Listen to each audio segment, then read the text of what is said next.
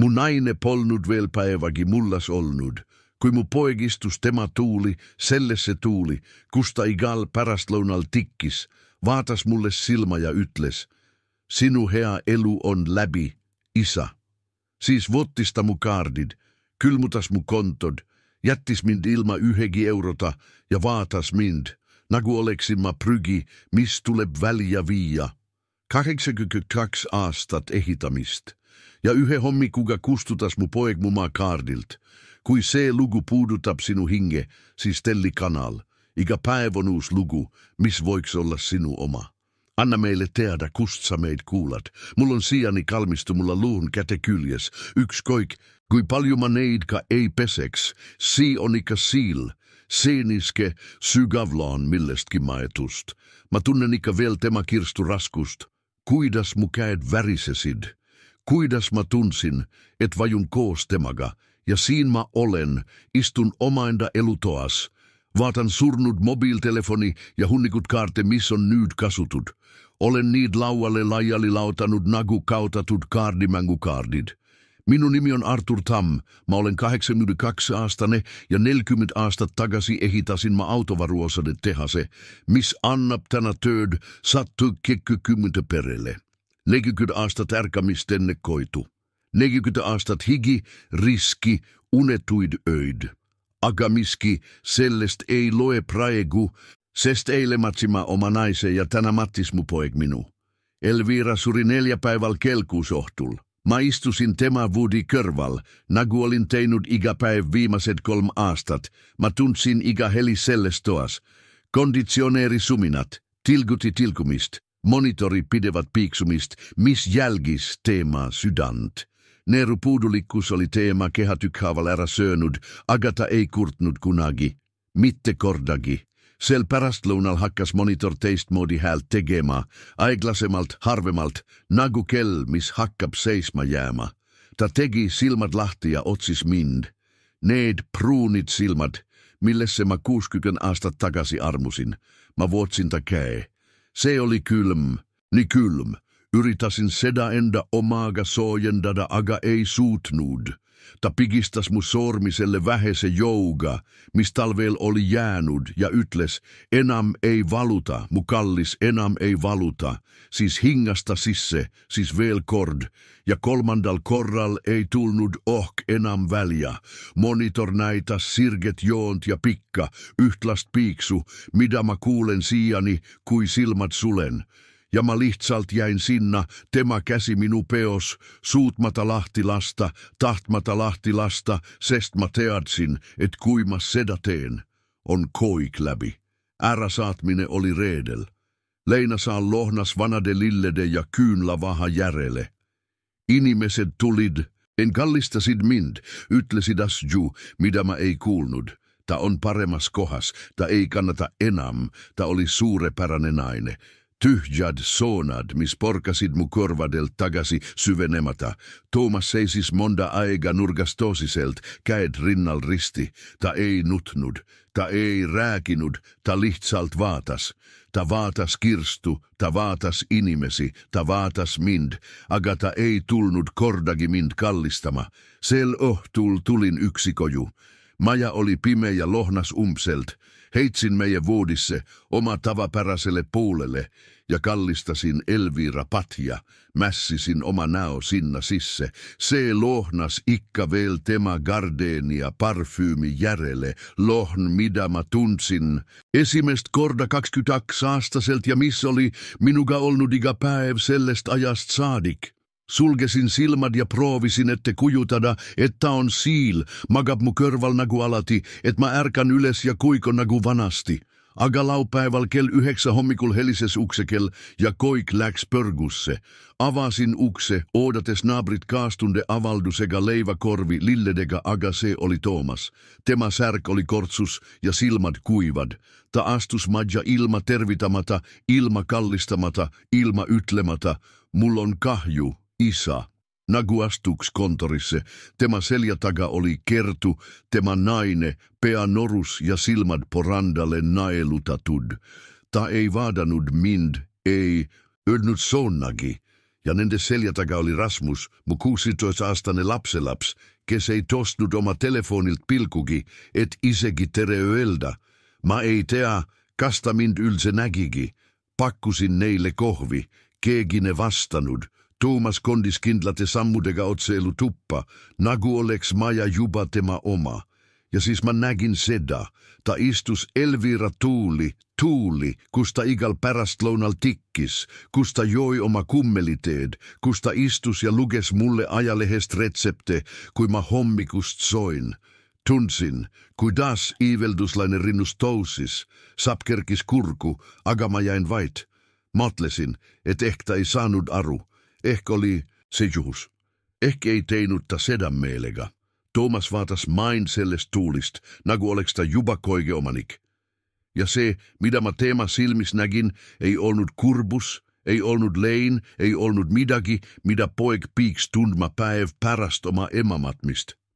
Se oli midagi kylma kalkuleerivat, midagi mida ma ära ei tundnud, voi ehk tunsin küll, aga polnud kunagi tahtnud näha. Ta ütles, isa, me peame rääkima.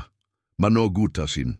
Arvasin, et jutt käib matustest, paperimajandusest, Elvira testamentist, kindlustusnouetest, aga siis sirutas ta käe omajakin sisetaskusse ja tombas välja dokumendi, lehe ametlike pizzatite ja pisikese kirjaga. Mida ma sealt, kus seisin, lugeda ei suutnud. Ta asetas selle diivani laualle, nende ajakirjade peale, mida Elvira ei joudnutkin lopuni sirvida, ja ütles, kirjuta siia alla. Se on volikiri. Nüüdsest vastutan minä kontode, firma ja koige muu eest. Se on sinu enda huvides. Sa ei ole heas seisus. Vaatasin talle otsa, ei saanud aru, ei uskunut mitä kuulen. Ütlesin. Millest sä räägid, Tuomas? Mä matsin eile su ema, missugune poeksa oled. Ta ei pilgutanut silmagi, ei liigutanut yhtäkin naulihast, ütles lihtsalt. Just sellepärast. Keeldusin alla kirjutamast. Ütlesin talle, että on hull, että ei tea, mitä teeb, että piks mu majast kaduma ja mitte tagasi tulema, kuni on moistuselle tulnud. Ta tousis äglaselt pysti, mao rahuga, pani paperi taskusse tagasi ja vaatas mulle ylalt alla. Ta oli minust peajagu pikem. Ja sel hetkel sain ma aru, et mu poeg vaatab mind kui takistust, kui midagi, mis tuleb tilt korvaldada. Ta ütles, hästi siis teeme seda raskemal viisil, sinu valik. Ja ta kandis ukse poole, kiirustamata, nagu teaks ta juba täpselt, mis järgmiseks juhtub. Kertu järgnes talle, mind vaatamata jalgu järele lohistades, Rasmus samuti, telefonnau külge kleebitud, koigest hoolimatu, nagu midagi ei toimuks. Ma seisin keset elutuba, sydä, peksis rinnus nii kovasti, et tunsin seda kõrvus. Ma ei saanud aru, mida ma rasken viis tähendas, aga pool tundi hiljem sain teada ja poorand kadus mu jalgealt. Koige pealt oli se mobiiltelefon. Olin köögis endale klaasivet valamas, sest suu oli kuiv, kui ekraan äkki mustaks läks. Ilmus valge teade, konto-omanikon liini tyhistanud, tundsin tyhjust kööhus. Läksin lauarvuti juurde, et oma pangakontot kontrollida. Istusin maha, avasin veebilehe, sisestasin oma tavapärase parooli, Elvira synnikuupäev, minu initiaali Degase, mitä olin 20 aastat kasutanut. Vale kasutajanimi voi parol, sisestasin selle uudesti hoolikamalt tähtähelt. Konto on lukustatut, palun vuotke yhendust oma pangakontoriga. Tunsin kuidas kylm higi myödä selga abaluude vahelt alla juoksis. Mu käed hakkasid klaviatuuri kohal värisema. Läksin elutuppa lauatelefoni juurde ja valitsin pangan numbri. Automaat vastaja teatas, et numbrit suunatakse teiselle kontoomanikule. Panin toruhargille ja vaatasin telefoni, nagu oleks se surnut luum.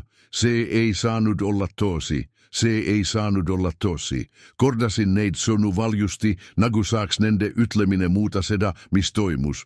Aga miski ei muutunut. Kondisin majas ringi nagu unes, pyydes moista, mis just oli juhtunut. Mu jalat tundusid rasked, pea käis ringi. Läksin kirjoituslaua juurde ja avasin sahtli, kus hoidsin sularaha hädaolukordadeks. Pundar rahatähti, mida olin aastaid hoidnud, igaks juhuks. 500 eurot 20 ja 50 kummipailaga koos. Sahtel oli tyhi, mitte yhtäkin rahatähte, isegi mitte kummipaila. Tunsin auku rinnus. Kontrollisin ykshaaval koigi oma pintsakute taskuit kapis. Otsides midagi, mida iganes. Mitte midagi. Monet myndid, vana närimiskum, kortsus kviitungid. Läksin magamistuppa ja vaatasin Elviira öökapile, kusta hoidis pyhäpäiväiseksi korjanduseks mööned eurot väikeses puust karbis, mille ema oli talle kinkinud. Samuti tyhi, karpoli siil, lahti, mind moni tades. Toomas oli käynyt mu majas enne, kui ta mind vaatama tuli. Ta oli koik läbi otsinud. Ta oli avannut iga sahtli, iga tasku, iga peidupaiga. Ta oli votnud iga euro, mille leidis. Seisin kesettuba värisevää te kätega, tundes kuidas poorand jalgade all liigub nagu maavärinä ajal. Vähem kui tunniga oli mu oma poeg jätnud mind ilma ligipääsuta pangalle, ilma telefonita, ilma sularahata. Ta oli teinud minust kodutu minu enda majas. Ma ei tea, kui kaua ma seal seisin kesettuba tyhjusesse vahtides. Minuteid, tunde, aig lakkas olemast. Kui ma toipusin, oli päike loojunut ja maja oli pime. Ma ei olnud yhtäkin tullut pöölemä pannut, polnud midagi söönud, polnud vet joonut. Lohistasin end elutuppaa ja istusin Elviira diivanille, samalle, kusta igal pärastlounal tikkis, kui minä ajalehte lugesin ja tema mulle naabrite kohta kuulujutte rääkis. Lasin käega yles seljatoe kanga, astatega kulunut. Seal oli ikka veel niidi jup kinni viimasest tööst, mida ta ei joudnutkin lopetada. Laudlina siniste lilledega, mitä ta tegi ues söögitoa mööblijaoks. Siis kui me remondi teemme tavatsesta öelda, näeb se ilus väliä. Söögitoa mööbel, mitä me kunagi ei kasuta laudlina, mitä ta kunagi ei lopeta. Jäin sinna silitasin seda niidi juppi, kuni silme eest uduseks läks. Sel ööl ma ei söönud. Ma ei suutnud. Mu köht oli pingul sölmes, köva kui kivi. Ainuiksi toidulle motleminen ajas iiveldama. Istusin siellä pimedas, tulesit syytämata, vaadates Elviira portreet kamina kohdalla. Foto meie 50 pulma-aasta päivalt. Pildistasimme selle ajas, rosi poosaste körval, mille teema istutas. Tal oli seljas sinine kleit, mis ulatus pölvini. Ta naeratas kogu suuga, juuksed oli tahakamitud, nagu talle meeldis. Ma hoidsin teda vöökohast kinni, vaadates teda, nagu ülejäänud maailma poleks olemas, sest minu jaoks ei olnutki. Tema oli koik. Rääkisin temaga valjusti, pimedas, murtud häälel. Ütlesin, Elviira, mitä ma valesti tegin, kus ma selle poisiga eksisin, kuidas ma ta nii halvasti kasvatasin, milles tal puudu jäi, mitä tal liiga palju oli, mitä ma tegin, että mind niimoodi vihkaks. Aga ta ei vastanud. Muidugi mitte, sest teda ei olnud enam siil, ja ma olin yksiltasem kui kunagi varem oma elus. Sel ööl ei maganud ma minutitki. Istusin sellel diivanil kuni koiduni, kerides viimaseid kuid oma peas edasi tagasi nagu filmi. Toomase külastused yhä sagedasemad, yhä pikemad. Kysymykset firma kohta, partnerite kohta, kontode kohta, lepingute kohta, selle kohta, kellel on alkirja oigus. Ma arvasin, että se on huvi, että on lopuks kypsemas, että tahab äri oppida, että tahab muu usaldust voita. Aga se ei olnut tunnustus. Ta uuris maastikku, otsis norku kohti, otas oikeet hetken rynnakuks. Ja oike hetk oli päev pärast ema matmist, päev, milma Olin koige murtum, koige haavatavam, koige yksikum, koige litsamini mahamurtau. Ta planeeris seda nii, külmalt, kalkuleeritult, nagu oleksin ma vaenlane ja mitte tema isa, aga koige hullem ei olnud see, mis oli juba juhtunud. Koige hullem oli see, mis mind väljas ootas. Sest kui ma järgmisel päeval tänavale läksin, avastasin, et mu poeg ei olnud varastanud ainult mu raha. Ta oli varastanud mu nime. Esmaspäeval ärkasin otsusega välja minna. Ma ei saanut jäädä nende seinte vahelle lukustatuks, odates, et Toomas tuleks ja mu loplikult hävitaks. Pidin moistma, kui kaugele kahju ulatus. Pidin oma silmaga nägemä, kui paljuta mind oli hävitanud. Läksin dusi alla ja vesi tuli jääkylm. Sooja veeboiler ei läinud pölemä. Seisin seal kylmäjoa all, värisedes tundes kuidas iga piisk tabab mind nagu karistus. Rietusin samadesse rietesse mis eile, sest mul polnud vaimset energiat midagi muud otsida. Nööpisin oma särgi kohmakate sormedega kinni. Panin kingad jalga ilmasokkideta, sest ei leidnud ühtegi. Vaatasin endvannitua peeglist ja nägin vana meest, keda ma ära ei tundnud. Sisse vajunut silmad lillade rongastega, tuhakarvanahk ilma värvita, nagu surnul, kahepäiväinen habe, valge ja laiguline. Nägin välja nagu kodutu, nägin välja nagu hullumeelne.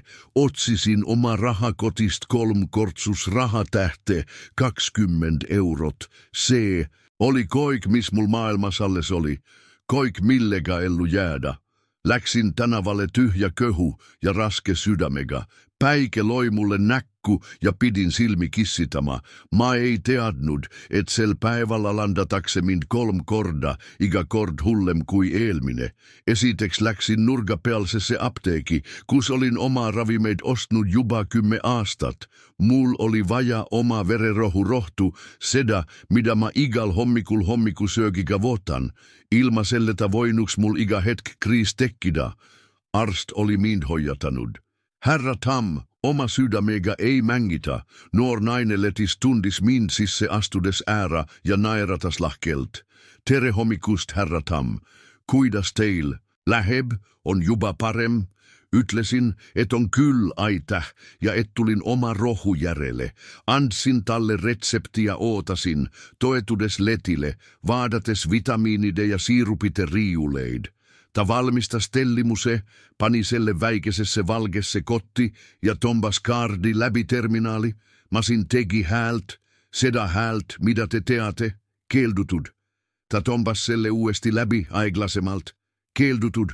Ta vaatas mind ebamugavalt, ponsed punetamas ja ütles, vabandage, härra, see ei lähe läbi, on teil teist kaarti.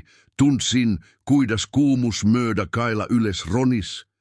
Vatsin väliä yhe oma 3 rahatähest ja maksin sularahas. Vahetusrahast jätkus vaivu kohvijaoks.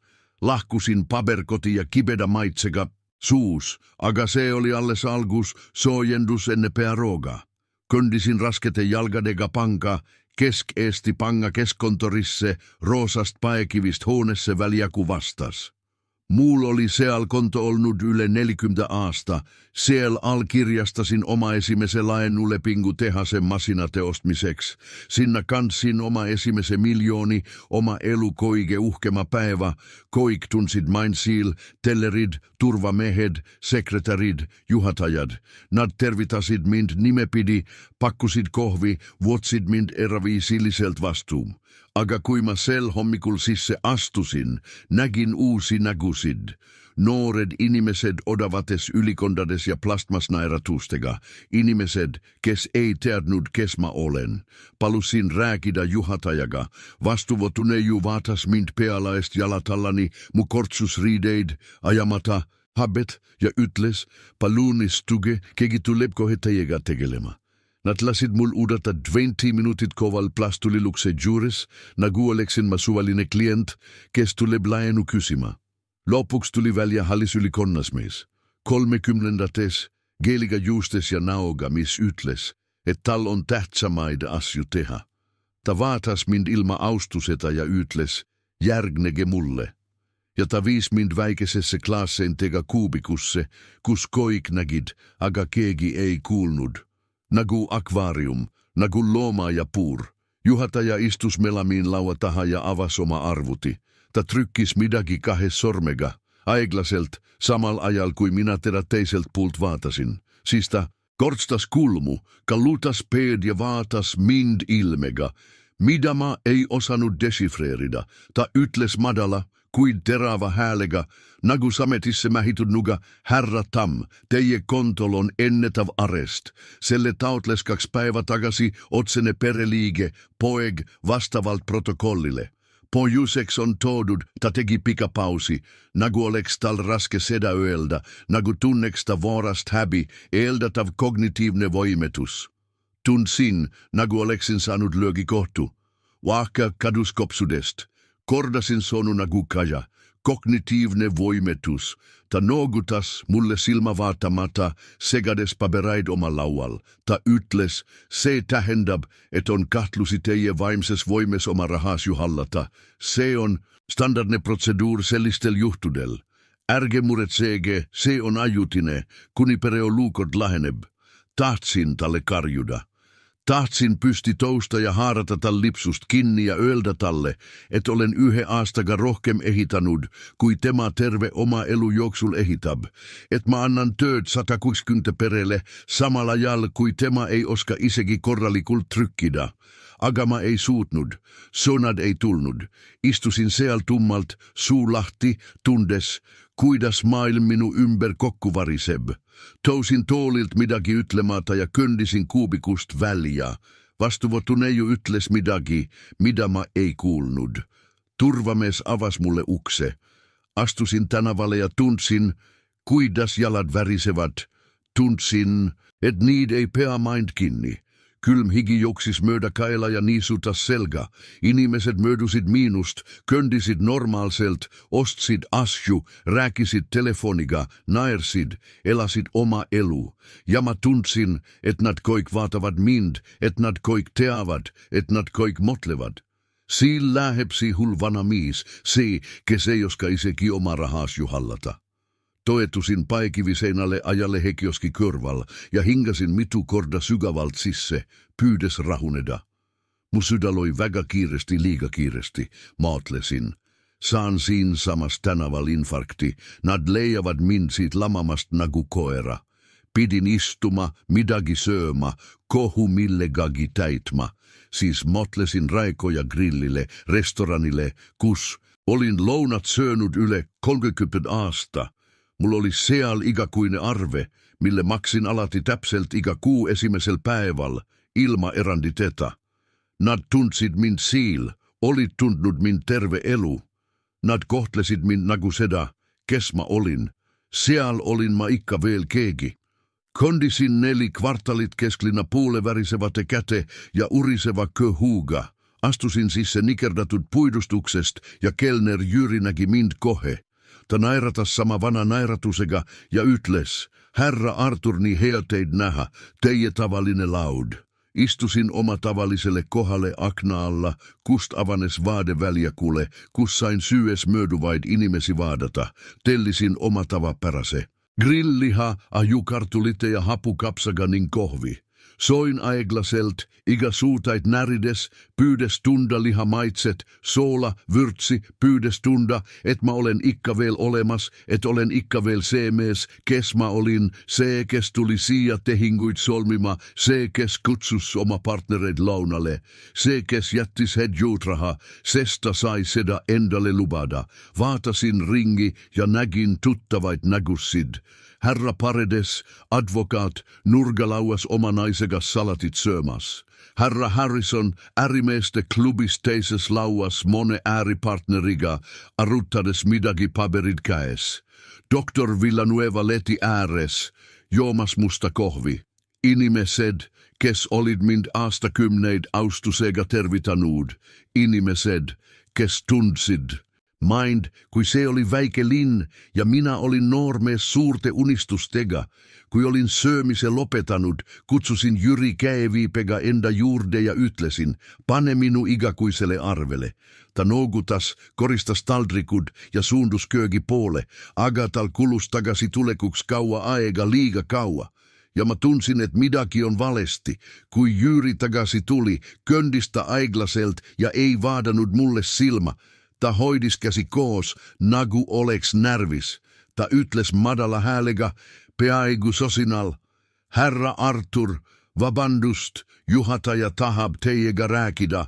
Tunsin, kuidas koht onsaks läks, se tühi tunne, mis tekib, kui tead, et midagi halba on tulemas.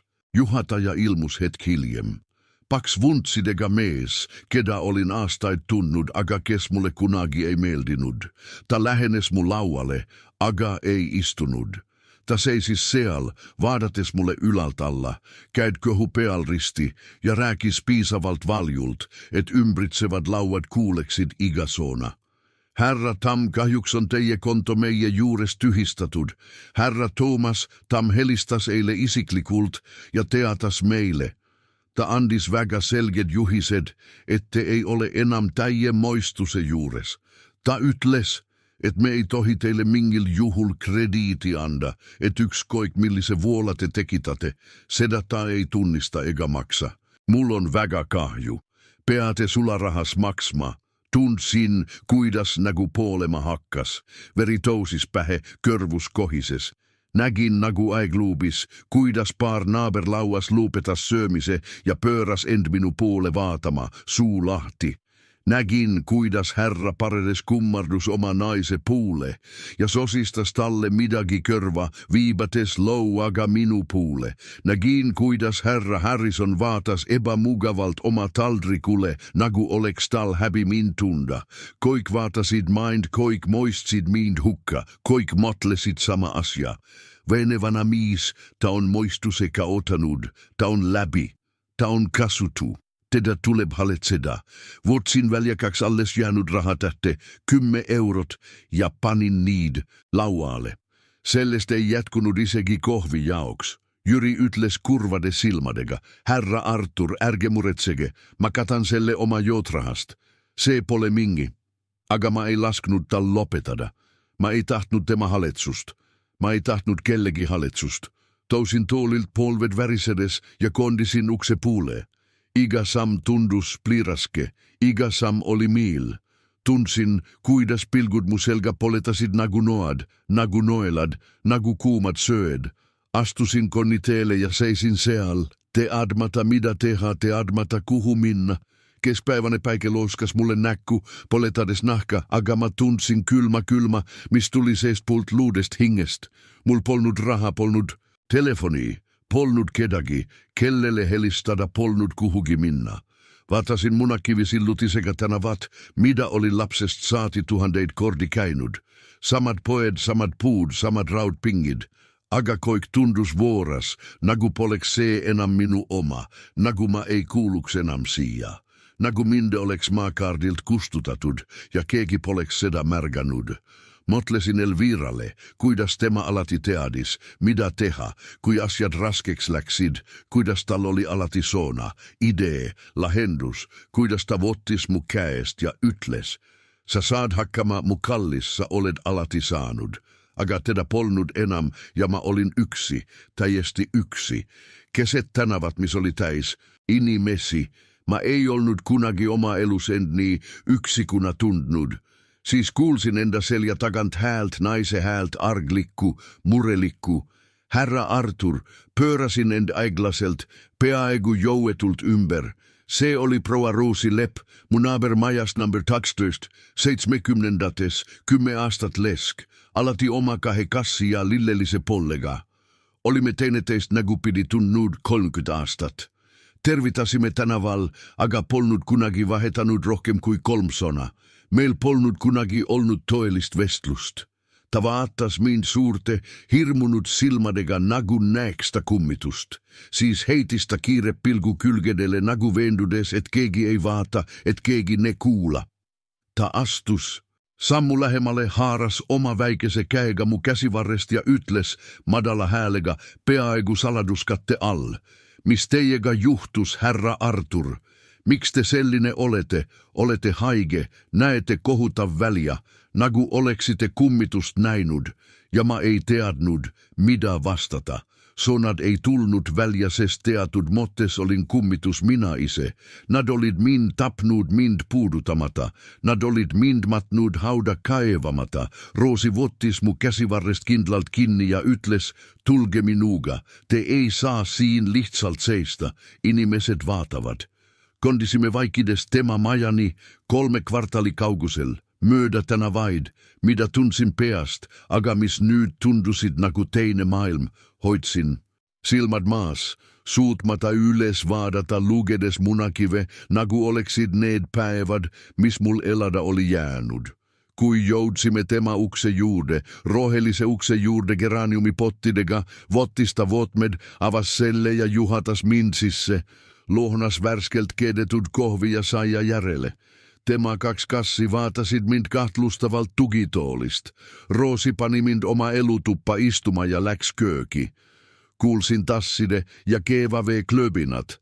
Ta tuli takaisin kandikuga, kummelitee, luomakypsised, tikitud salvrätik. Ta teenindas mind, nagu oleksin ma haigelaps, ja teatud mottes ma olingi. Mu käed värisesid, kui tassivotsin. Ta istus minu vastas lillelises tugituulis, mis lohnas koikottide järele, ja vaatas mind nende silmadega, mis on naistel, kes on liiga palju näinud. Ta ütles, Artur, ma räägin teile, mis toimub, mida terve Tartu räägib, sest te peate teadma ja sest keegi teine ei hakka teile seda rääkima. Ma noogutasin sonagi lausumata.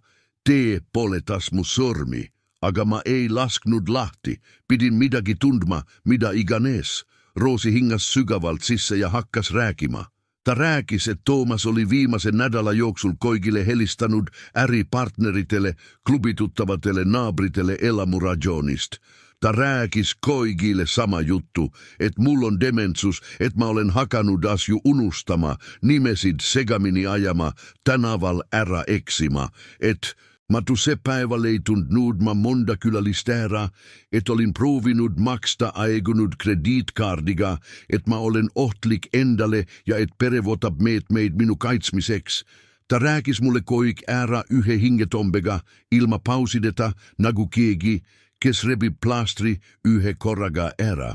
Ja minä lihtsalt istusin siil, tardunult halvatult, teetas ohus rippumas ja kõrvuskohin, mis ei lasknud mul mõelda.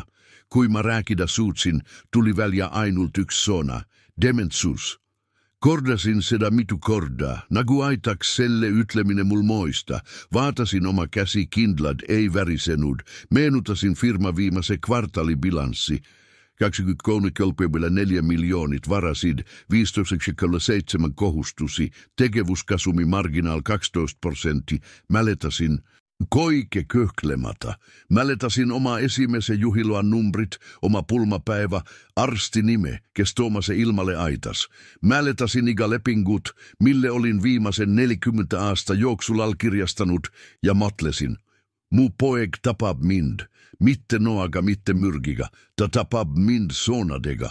Ta kustutab mind makardilt, kui ma veel hingan. Roosi vaatas mind vaikides, oodates mu reaktsiooni. Ansin talle tühja tassi ja tousin pysti. Mu jalat värisesid, aga ma hoidsin end kindlalt. Ütlesin, aita, Roosi, et rääkisid mulle tot, et ei kohelnud mind nagu hullu. Ta tousis samuti pysti ja vottis mu käsivarrest kinni. Ta ütles, Artur, sa pead midagi tegema. Kui sa vaid jääd, matavad nad suuelusalt maha. Toomas tegutseb kiiresti, tal on advokaadid, tal on kontaktid. Kui sa kohe ei reageeri, on liiga hilja, kui sa seda teha tahad. Ma noogutasin, kondisin ukse puule. Enne lahkumist pöörasin end ümber ja ütlesin, ma lähen firmasse, ma toestan, kes ma olen. Ma seissan oma poja ees ja ütlen talle, et ta ei hävita mind. Ta vaatas mind imetluse ja hirmu seguga ning ma astusin tänavale, sydä kurgus peksmas. Joutsin tehasesse kell 4 pärastlõunal. Samassa tehasessa, mille olin oma kätega ehitanud, samast väravast, millest olin 40 aasta juoksul tuhandeid kordi läbikäinud, tavallist, valvurit, herra Ferminit polnud. Tema asemel oli 20-aastainen normees uues vormis ja ebasobralikunaoga. Kuita mind nägi, tostista käe, nagu oleks ta liikluspolitseinik. Ta ütles, identifitseerimine palun. Vaatasin talle uskomatult otsa. Ütlesin, minä olen Arthur Tam, selle firma omanik, see, kes maksab sinu palka. Normees ei pilgutanudki. Ta vaatas paberilehte oma laual, libistas sormega mööda nimekirja ja ütles mulle otsa vaatamata, vabandage herra, teie nimi ei ole sisenemiseks volitatud, juhtkonna käsk. Tundsin, kuidas veri pähe tousis, surusin käed rusikasse, ütlesin, kuule pois, ma asutasin selle firma enne, kui sa syndisid. Ma ladusin iga kivi, paigaldasin iga masina, investeerisin iga euro, mis siin on, niin et sä tostat selle tokkepu üles ja lased mind läbi. Noormees vaatas mind rahuga, mis ajas mind rohkem vihalle kuin see, kui ta oleks karjunud. Ta ütles, herra, kui te ei rahune, pean ma turvamehe kutsuma. Turvamehe minu peale. Hingasin sügavalt sisse, neelasin oma raivu alla ja ütlesin, hästi kutsu keegi seest ükskõik kes. Las nad ütlevad mulle näkku, et ma ei tohi sisse tulla. Noormees noogutas, vottis telefoni, rääkis minuutivaiksel häälel, pani siis toru hargile ja ütles, kas te saate vastuvotus oodata, keegi tuleb kohe alla teiega rääkima. Läksin vastuvottu ja istusin yhdelle naisplastulidest, mis on myygimeeste jaoks. Minä istun nagu myygimees omaenda firmas, ootasin 5 minuutit 7:20, vastuvot ja veel üks uus nagu ei vaadanud mind isegi. Ta trykkis oma arvutis, nagu mind poleks olemas. Lopuks avanes koridori uks ja ilmus noor naine 30-ndate alguses. Sirged juuksed Olga Deni, halb ükskostüüm, kõrged kontsad, täiuslik naeratus. Üks neist naeratustest, mis ei ulatu silmadeni. Ta kundis minu puule lühikeste sammudega ja sirutas käe, nagu oleksin ma klient. Ta ütles, herra Tam, kui meeldiv. Minä olen Aili Paju, herra Toomase tegev assistent. Kuidas saan teid aidata? Vaatasin teda pealaist jalatallani. Ma polnud teda kunagi varem oma elus näinud. Ütlesin, ma tahan oma pojaga rääkida. Ta ei kaotanud oma naeratust. Ta ütles, herra Toomas on väga tähtsal koosolekul. Teda ei saa segada. Kui soovite, voin teille järgmiseks nädalaks aja kinni panna. Kuidas oleks 4 päeval kell 10. Vaatasin talle otsa, suutmata seda uskuda. Ütlesin, kohtumine et rääkida omaenda pojaga omaenda firmas. Ta kallutas pead, nagu oleksin ma segaduses vanamees. Ta ütles, ma muistan, et see võib olla raske, herra Tam, aga asjad on muutunud, on uued protsessid, uued protokollid. See kõik on firma huvides. Ta rääkis minuga, nagu oleksin ma tüütus, nagu oleksin ma ei keegi. Ja kõige hullem on see, et ta tegi seda naeratades. Tõusin püsti ja kondisin koridori pulle mis viis kontoritesse. Aili seisis mu ees käed laiali, nagu tahaks mind füüsiliselt peatada. Ta ütles, herra Tam, te ei tohi läbi minna. Kui te peale käite, pean ma turvamehe kutsuma. Peatusin, vaatasin talle silma ja siis vaatasin ringi. Marmorporand, mille olin valinud, seinad, mille olin valgeks värvinud, sest Elvira ütles, et see on rahustav maalid, mille olin Chicago oksjonilt ostnud, olid kadunud. Nende asemel olid mingid jubedad, abstraktsed maalid, sellised, mis ei tähenda midagi. Kõik oli muutunud, kõik. Ütlesin, see firma on minu, minä ehitasin selle. Aili naeratas uuesti ja ütles, see oli teie, herra Tam, asiad on nüüd teisiti. Ja tema hääles ei olnud pilget, seal oli midagi hullemat. Seal oli haletsus. Lahkusin ilma ühegi sonata. Kondisin läbi parkla, pea tulitas, ja siis nägin neid. Kaksi vanameest Martines Tootmisest, kes oli minuga ollut 25 aastat, ja Lomeli Holdusest, kes alustas koristajana ja kelle mä ylemuseks edutasin. Nad suitsetasid kaubiku kõrval. Kui nad mind nägid, tardusid nad. Martines vaatas eemalle. Lomeli langetas pea. Kumpki ei tervitanut mind. Kumpki ei öelnud sonagi. Kondisin neist mööda lootes gesti sona midagi. Aga ei midagi. Istusin autossa ja nägin neid taha vaatepeeglist. Ikka seal, sigaretit käes, vaadates mind lahkumas. Nad kartsid, et neid nähakse minuga rääkimas. Kartsid oma töökoha kautada. Kartsid Toomast. Käivitasin auto ja soitsin minema, teadmata, kuhu minna. Soitsin läbi tänavate, mida tundsin peest, aga mis nüüd tundusid vuorad. Möödusin pargist, kuhu viisin lapsepolvest Toomast, kirikust, kus abiellusin Elviraga, koolist, kus Mart oppis. Koik sama, koik erinev. Minä olin see, kes oli muutunut, voi pigem, minä olin see, keda nad olid muutnud. Soitsin, kuni päike loojus ja tänavat pimedaks läksid. Bensiinipaak oli tyhji. Mul polnud raha bensiini jaoks, polnud kuhugi minna, polnud kedaki. Parkisin tänavalle midama, ei tundnud madalate majade ja töökodade piirkonda, ja istusin lihtsalt siil, käed roolil, tyhjusesse vahtides, moeldes. Mä kaotan koik, ja mä ei tea, kust alustada voitlust. Aga mida mä ei teadnud oli see, et keegi jälgis mind, ja see inimene oli kohe koike muutmas. Parkisin vuoralle tänavalle ja mä ei tea, kui kaua mä seal olin minuteid, voibolla tund. Olin ringisoitnud, teadmata kuhu minna. Auto suri ise väljä, kui see vähene bensiin, mis alles oli, otsa sai. Jäin pimedusse käedikka rooli kyljes, vaadates läbi määrdunut esiklaasi. Naabruskond oli tagasihoidlik, yhekorruseliset pleekinud fassaadidega majad, pooleldi suletud aknaluukidega töökojad, väike toidupood vilkuva kollaselampi pirniga, väike kirik tänava lopus sinisen neonristiga. Motlesin, mul pole raha bensiini jaoks, pole raha takso jaoks, pole raha söömiseks, pole kedagi, kellelle helistada. Ja tunsin midagi, mitä mä polnud aastakymneid tunnud, midagi, mitä mä arvasin, et mä enam tunda ei suuda. Hirm, puhas ja kylm, nagu siis, kui olin laps ja eksisin laadal ära. Siis keegi koputas aknalle, 3 teravat koputust.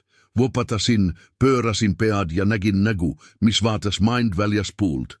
Vanem mees, 70-dates, hallide juuste ja päikesest pargitud nahaga. Tema käed olid musta märdega märdunut ja ta kandis pleekinud sinist kombinesooni. Ta vaatas mind, uudisi muli kuld, mitte vain oli kuld.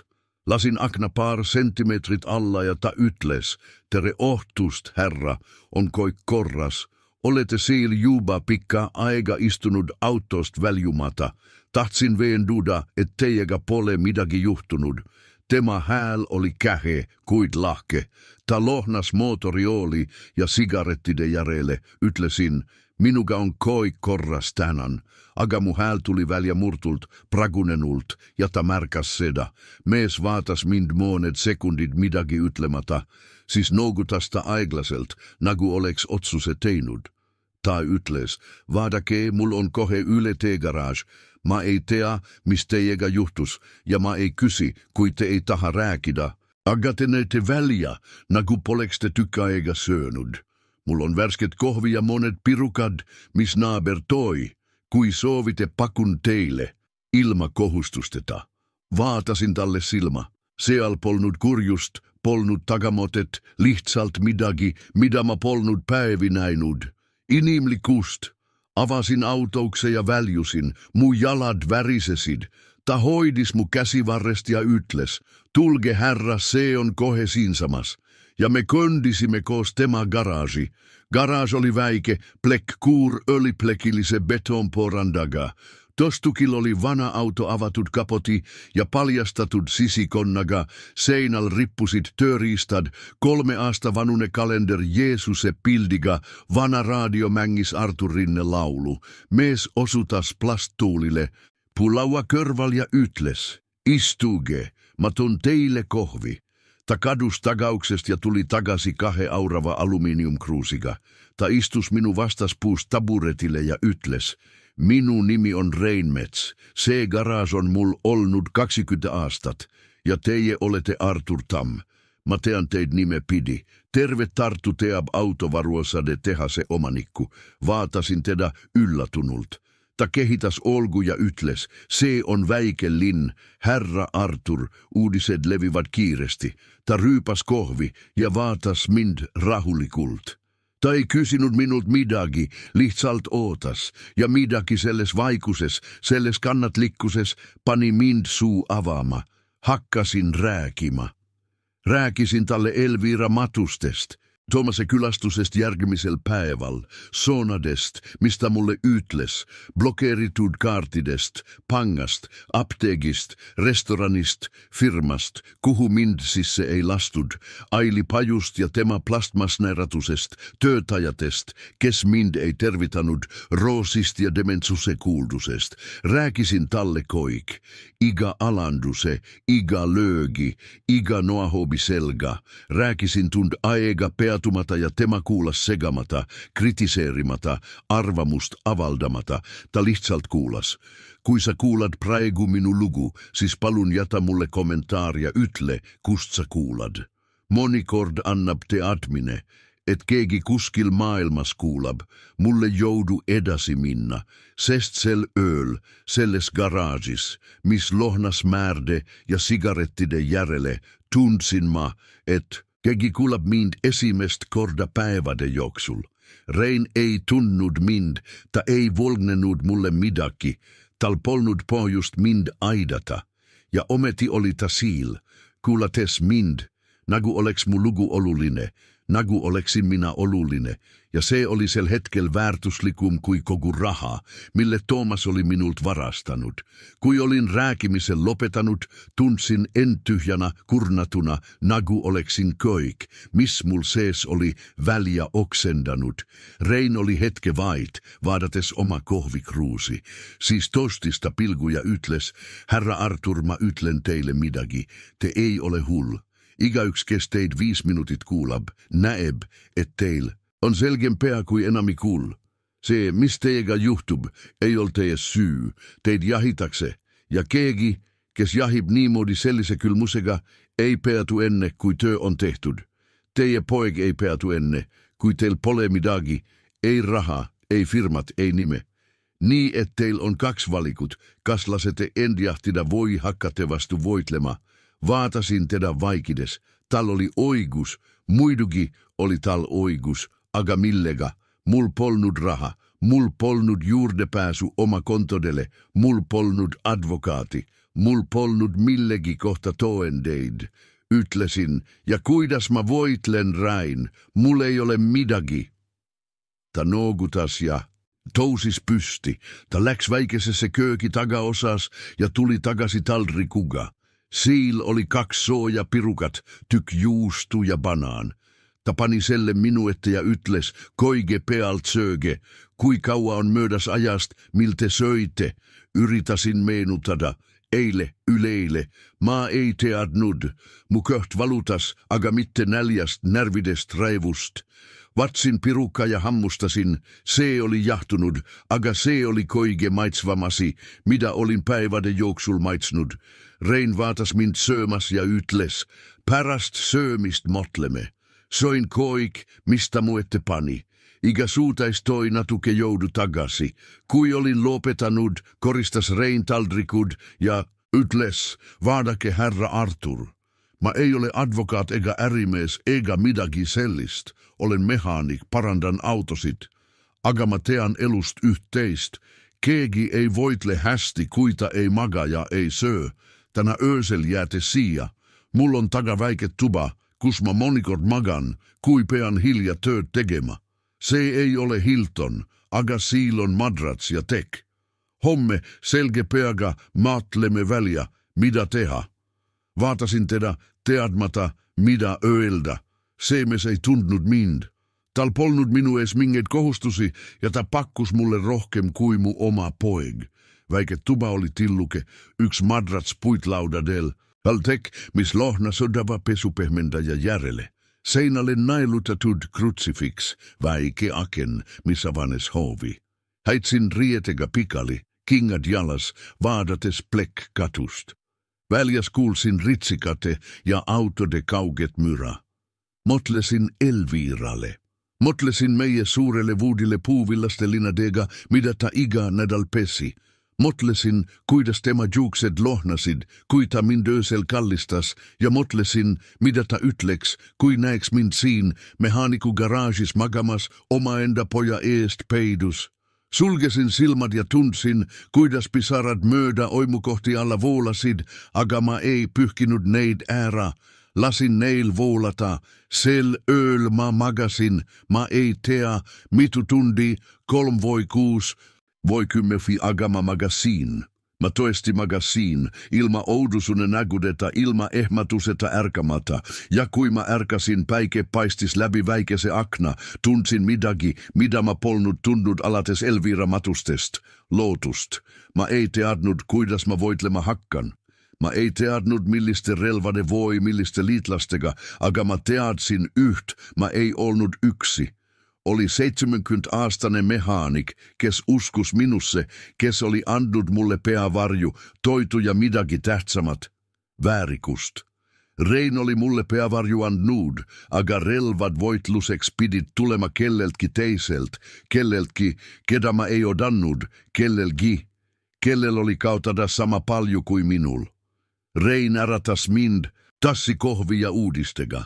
Ta ütles, Herra Artur, panin teille natuke bensiini autosse.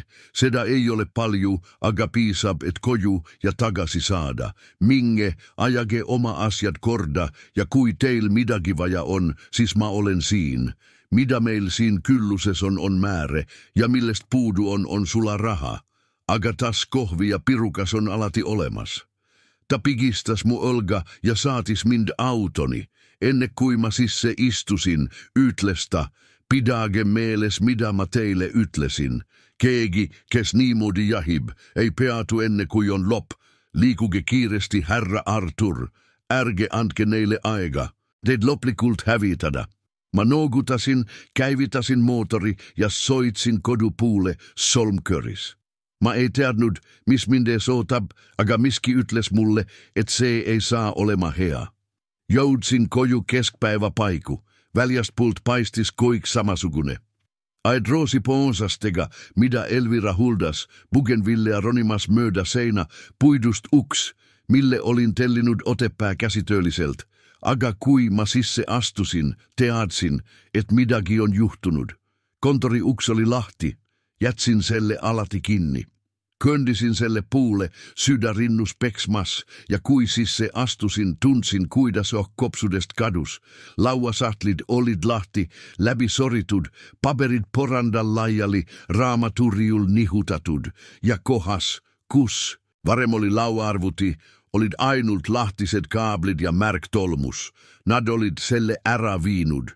Koik, arvuti, dokumentikaustad, varukoopia, kovaketas, mälupulgad. 40 aasta jagu andmeid kadunut. Seisin seal keset segadust, suutmata liigutada. Siis kuulsin enda selja tagasamme. Pöörasin end ymber ja nägin klaarat ukseavas. Tema silmad olid punased ja käed värisesid. Ta ütles murtud häälel, Herra Artur, andestage mulle. Ma yritasin teda peatada, aga ma ne suutnud. Kysisin temalt, millest ta räägib ja ta rääkis. Eile pärastlõunal tuli Rasmus, mu lapselaps, musta maasturi ja 2 mehega, keda ta ei tundnud. Ta ütles, et herra Toomas saatis ta tähtsatele dokumentidele järele, et see on käsk, et see on tema vanaisa enda huvides. Klaara ütles talle, että ei tohi ilma minu loata midagi votta, aga Rasmus ignoreeris teda. Nad läksid kontorisse, tyhjendasid koikkastidesse ja lahkusid. Vähem kui tunniga ei jätnud nad midagi maha. Klaara proovis mulle helistada, aga mu telefon ei töötanud ja ta ei teadnud, kust mind leida. Istusin kirjoituslauatooli ja vaatasin tyhjä kohta, kus oli ollut arvuti. Selles masinas oli koik. 40 aastat lepinguid, finansaruandeid, kirjavahetust klientide ja tarniatega, juhatuse koosolekute protokolle, volikirju, koik, mis toestas, kes mä olin ja mitä olin ehitanud. Ja nyt oli se Toomase käes. Ytlesin Klaaralle, se ei ole sinun syy, sa ei oleks saanut midagi teha. Aga sisimas tunsin, kuidas vor kokku tombub. Iga päev votsid nad midagi enamat. Koigepealt raha, siis firma, siis mun nime ja nyt dokumentit, toendit malu. Nad kustutasid minty kaaval ja mä ei teadnud, kuidas neid peatada. Klaara seisis endiselt ukseavas, käsi väänätes. Ytlesin talle, että istuks. Ta kuuletus, aga ei vaadanud mind. Tema silmad olit porandalle naelutatut. Siis ytlestä, herra Artur, mulla on teille veel midagi öelda. Tunsin kylmust köyhus. Ta hingas sygavalt sisse ja jätkäs. Herra Tuomas helistas mulle eile. Pärast lounal pärast seda. Kui nad asiat ära viisid. Ta ytles mulle, et nad ei vaja mind enam. Et alates järgmisest nädalast on maja tühi. Et teie lähete eri kliinikusse ja kinnisvara pannakse myyki. Mä tardusin. Kordasin. Kliinikusse? Klaara nugutas. Niitä ytles kliinikusse inimestele, kellel on probleeme ja et mul pole siin enam midagi teha. Vaatasin talle silma. Klaara Rebane, 15 aastat tööd selles majas. Ta tuli, kui Elviral ilmnesid esimesed symptomid ja me vajasimme abi. Ta jäi kõik niitä aastad, huulitsedes meie molemaist. Elvira usaldas teda rohkem kui kedagi teist. Ta rääkis talle asju, mitä ta mulle ei rääkinud. Ta kysis temalt ta andis talle pärlikee, mille ta oma emalt päris. Ja nyt viskas Toomasta väljä nagu vana mööbliesemme. Ytlesin, Klaara, kuula mind huulikalt. Mä ei lähe yhtegi kliinikusse. Mä ei ole hull ja see maja ei ole myygis. Mu poeg valetab. Ta yritab minult koikera vuotta, aga mä ei lase tal seda teha. Ta toostis silmad. Nägin pisaraid ja nägin ka midagi muud. Ta tahtis mind uskuda, aga ta kartis. Klaara pyyhkis silmi käiseljaga ja ytles, mä usun teid, herra Artur. Mä olen teid tunnut 15 aastat. Mä tean, et teil pole peas midagi viga. Aga herra Tuomas, ta räägib koigile väga inetuid asju, naabritele, firmainimestele koigile, kes kuulavad. Ta ütleb, ette ei mäletä asju, ette eksite tänaval ära, ette ajate inimesi segamini. Ta ütleb, ette olete endalle ohtlik, ja inimeset usuvat teda, herra. Inimeset usuvat teda, sesta ütleb seda nii enesekindlalt, ja seste ei ole väliä tulnud seda eitama. Jäin vaid. Tal oli oigus. Olin en peitnud. Olin olnut halvatud ja samal ajal oli Toomas vuotnut kontrollinarratiivi minu elu, minu loo yle. Votsin Klaara käest kinni, see oli kylm värises. Ytlesin, aitäh, et rääkisid mulle, et ei kohelnud mind nagu hullu. Nyt vajan, et sa teksid midagi minu heaks. Ta nugutas, udates. Ytlesin, mineko juu puhka, vuota, mis nad sulle volgu on ja ära tule tagasi, enne kui mä helistan. Ja enne koike ära räägi kellelegi, et me rääkisimme. Ei Toomaselle, ei kellelegi perekonnast, ei naabritele, mitte kellelegi. Ta vaatas mind suurte silmadega. Ta kysis, mitä te kavatsete teha, herra Artur? Ytlesin, mä hakkan voitlema, aga mä pean seda tegema vaikuses. Kui Toomas teab, et mä reageerin, ligub ta kiiremini, mä vajan aikaa. Ta nogutas, tousis pysti ja köndis ukse puule. Ennen lahkumist pööras, ta end ymber ja ytles, hoitke end herra, ja Jumal onnistagu teid. Siis ta kadus ja mä jäin yksi. Kondisin läbi tyhjä maja. Iga tuba oli löök. Köök, kus Elvira valmistas igal joulul oma kuulsat ahjupraadi, söögituba, kus ta histasimme mu ema 80. Synnipäivä, magamistuba, kus syndisid mu 2 poiga, sest Elvira ei tahtnud haiglasse minna. Koik oli sama ja koik oli erinev. Vaikus oli paks, raske, nagu märgtek. Elvira lohn pyysis veel mõnes nurgas kapis kardinaatel padjal, mida ma polnud pesnud. Aga iga päiväga muutus se norgemaks kaugemaks, varsti se kaupja mä jään yksi sein tega, kuin nad mind isegi siia jäädä lasevad. Motlesin et vajan abi. Vajan kedagi, kes tunneb seadust, kedagi, kes teab, kuida seasi käib, kedagi, kes aitab mul voidelda. Siis motlesin Theodor Maasikule lapsepolvesobrale. Kasvasimme koos samas naabruskonnas, käisimme samas koolis. Mängisimme samas jalgpallimeeskonnas. Tema oppis oigusteadust, minä läksin ärisse. Temast sai äriadvokaat, kes specialiseerus ärioigusele. 40 aastat oli ta minu oigusnoustaja, ta aitas mul firma asutada, lepinguid solmida, vaidlussi lahendada. Ta oli aus, intelligentne, lojaalne, aga me polnud 2 aastat rääkinud. Lollakas tyli poliitika yle yhel ohtusöögil. Me vaidlesimme, ütlesimme asju, mida poleks tohtinud, ja kumki meist polnud piisavalt uhke, et pärast telefoni haarata. Elvira ütles mulle alati, et ma helistaksin talle, et elu on lyhike, et uhkus on mürk. Aga ma ei kuulanud teda ja nüüd oli ta läinud. Ja ma vajasin Theodorit rohkem kui kunagi varem. Läksin elutuppa lauatelefoni juurde, ainsa veel töötava telefoni juurde majas. Vatsin toru ja valitsin Theodorin numbri, teadsin seda ikka veel pääst. Se helises korra 2-3 korda. Motlesin, että ta ei vasta, ta ei taha minuga midagi tegemist teha. Siis kuulsin klöpsatust ja karedat häältä. Hallo, se oli tema. Tunsin kuidas kurk kinni nööris. Ütlesin, Theodor, siin Artur Tam.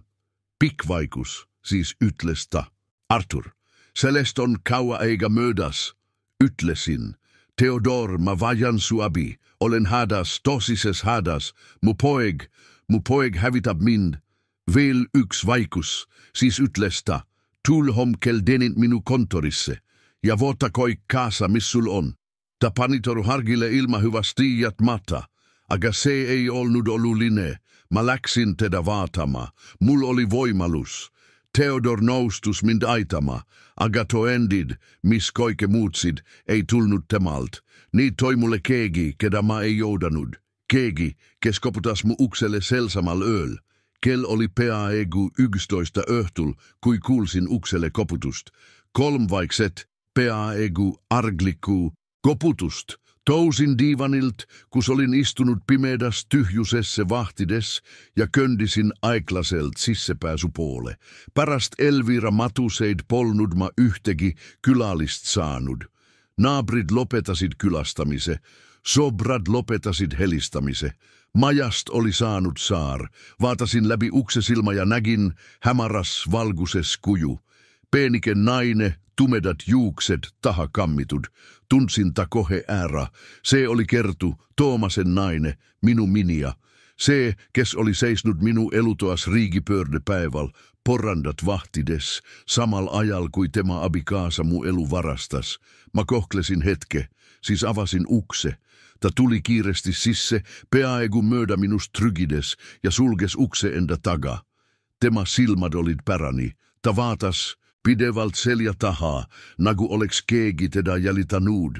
Vaatasin teda lähemalt ja nägin, että on vare kahvatu kui paber, sygavad. Peaaegu mustat rongat silmade all, tema käed värisesid. Ta hoidis kollast paberist mappi vastu rinda, nagu oleks se päästerongas. Ütlesin, Kertu, mitä sä siin teed, on midagi valesti. Ta vaatas mind nurka surutut luuma silmadega. Ta ütles, ai mä pean teille midagi näitama. Kui mä seda praegu ei tee, ei ole mul hiljem julgust. Ja te peate seda nägemään. Te peate teadma, mis toimub. Tema hääl oli niit, mis iga sounaga katkes. Palusin tal istuda, aga ta raputas. Pead. Mul ei ole aega, Toomas arvab, et mä läksin ööpäivaringsesse apteeki. Kui mä liiga kaua ära olen, hakkab ta kahtlustama. Ta istus diivani servalle, selkä toetamata, ja asetas mapi diivani laualle. Ta avas selle värisevate kätega. Sees oli virne prinditud lehti. Kertu hakkas pabereid ykshaaval välja tombama, igaüht selgitades. Leidsin Koikselle Toomase arvutist. Tal on peitetut kaust. Ta arvas, et keegi ei näe seda kunagi, aga minä nägin ja koperisin koik. Niid oli de kirjad, 10 de kirjad Tuumase ja Viktor Kase nimellisee mehe vahel. Tunsin seda nime. Investor Tallinnast, kes oli monedasta tagasi tahtnud osa firmast äraosta. Olin öelnud ei. Ta tundus katlanee, liiga aggressiivne, ja nüüd oli ta kontaktis minu pojaga. E-kirjad rääkisid, ette votte restruktureerimisest, mitterentabli vara likvideerimisest, enamusaktsionääri eemaldamisest vaimse voimetuse tottu. Lugesin seda 3 korda, et olla kindel, et saa naru. Nad kavatsesid firma minult seaduslikult ära votta paberitega, advokaatidega, koigega. Jatkasin lukemist. Igaleht oli hullem kui eelmine. Siil oli tulevaste kupäivadega ostulepingud, aktsiate ylekanded, mida ma kunagi ei volitanud, oli kirjad minu voltsitud allkirjaga. Ma teadsin, et see on voltsitud, sest ma ei kirjuta kunagi selle vingerpussiga alla. Elvira opetas mind luuma allkirja, mida keegi ei saaks koperida, ja see ei olnud minu allkiri. Siil olid ka taotlused meditsiiniliste arvamuste saamiseks 3 erinevalle psühhiaatrile. Nad palusid hinnanguid raske kognitiivse languse kohta 85-aastaselle patsiendile. Patsient olin minä. Taotlused olid allkirjastatud Tuumase pult kui vastutava pereliikme pult. Koik oli dateeritud, koik oli organiseeritud, koik oli valmis täideviimiseksi. Puudus ainult yksi asi, kohtuniku allkiri, mis kuulutaks main seaduslikult teovoimetuks. Yksi ekiri ajas mul vere tarretuma. Se oli dateeritud 3 päivää ennen Elvira Matuseid. Seal seisis. Viktor vanait viskab kohe lusika nurka. Niipea kui se juhtub, hakkamme tegutsema. Mul on koik valmis. Ytle oma inimestele, et valmistaksid dokumentit ette. Vana mies ei saa arugi, mistä tabas. Ja, alpol vastas Viktor, täjuslik firma ja kinnisvara vahel räägime umbes 80 miljoonista eurosta. Sinä saat 40% ja minä ylejäänu. 60 päivää pärast olemme partnerit. Tuntsin, kuidas köhus keeras. Lugesin seda uudesti ja uudesti. Minu poeg, minu oma poeg. Ta oli seda kuid planeerinut. Samal ajal kui Elvira haiglas suri. Samal ajal kui ma hoitsin temakät ja lubasin talle, et koik saab korda. Thomas oli oma kontoris arvutamas, kui paljuta oma ema surmast ja isä hävitämisestä kasu saab. Panin paberit laualle ja lihtsalt vaatasin neid midagi ütlemata.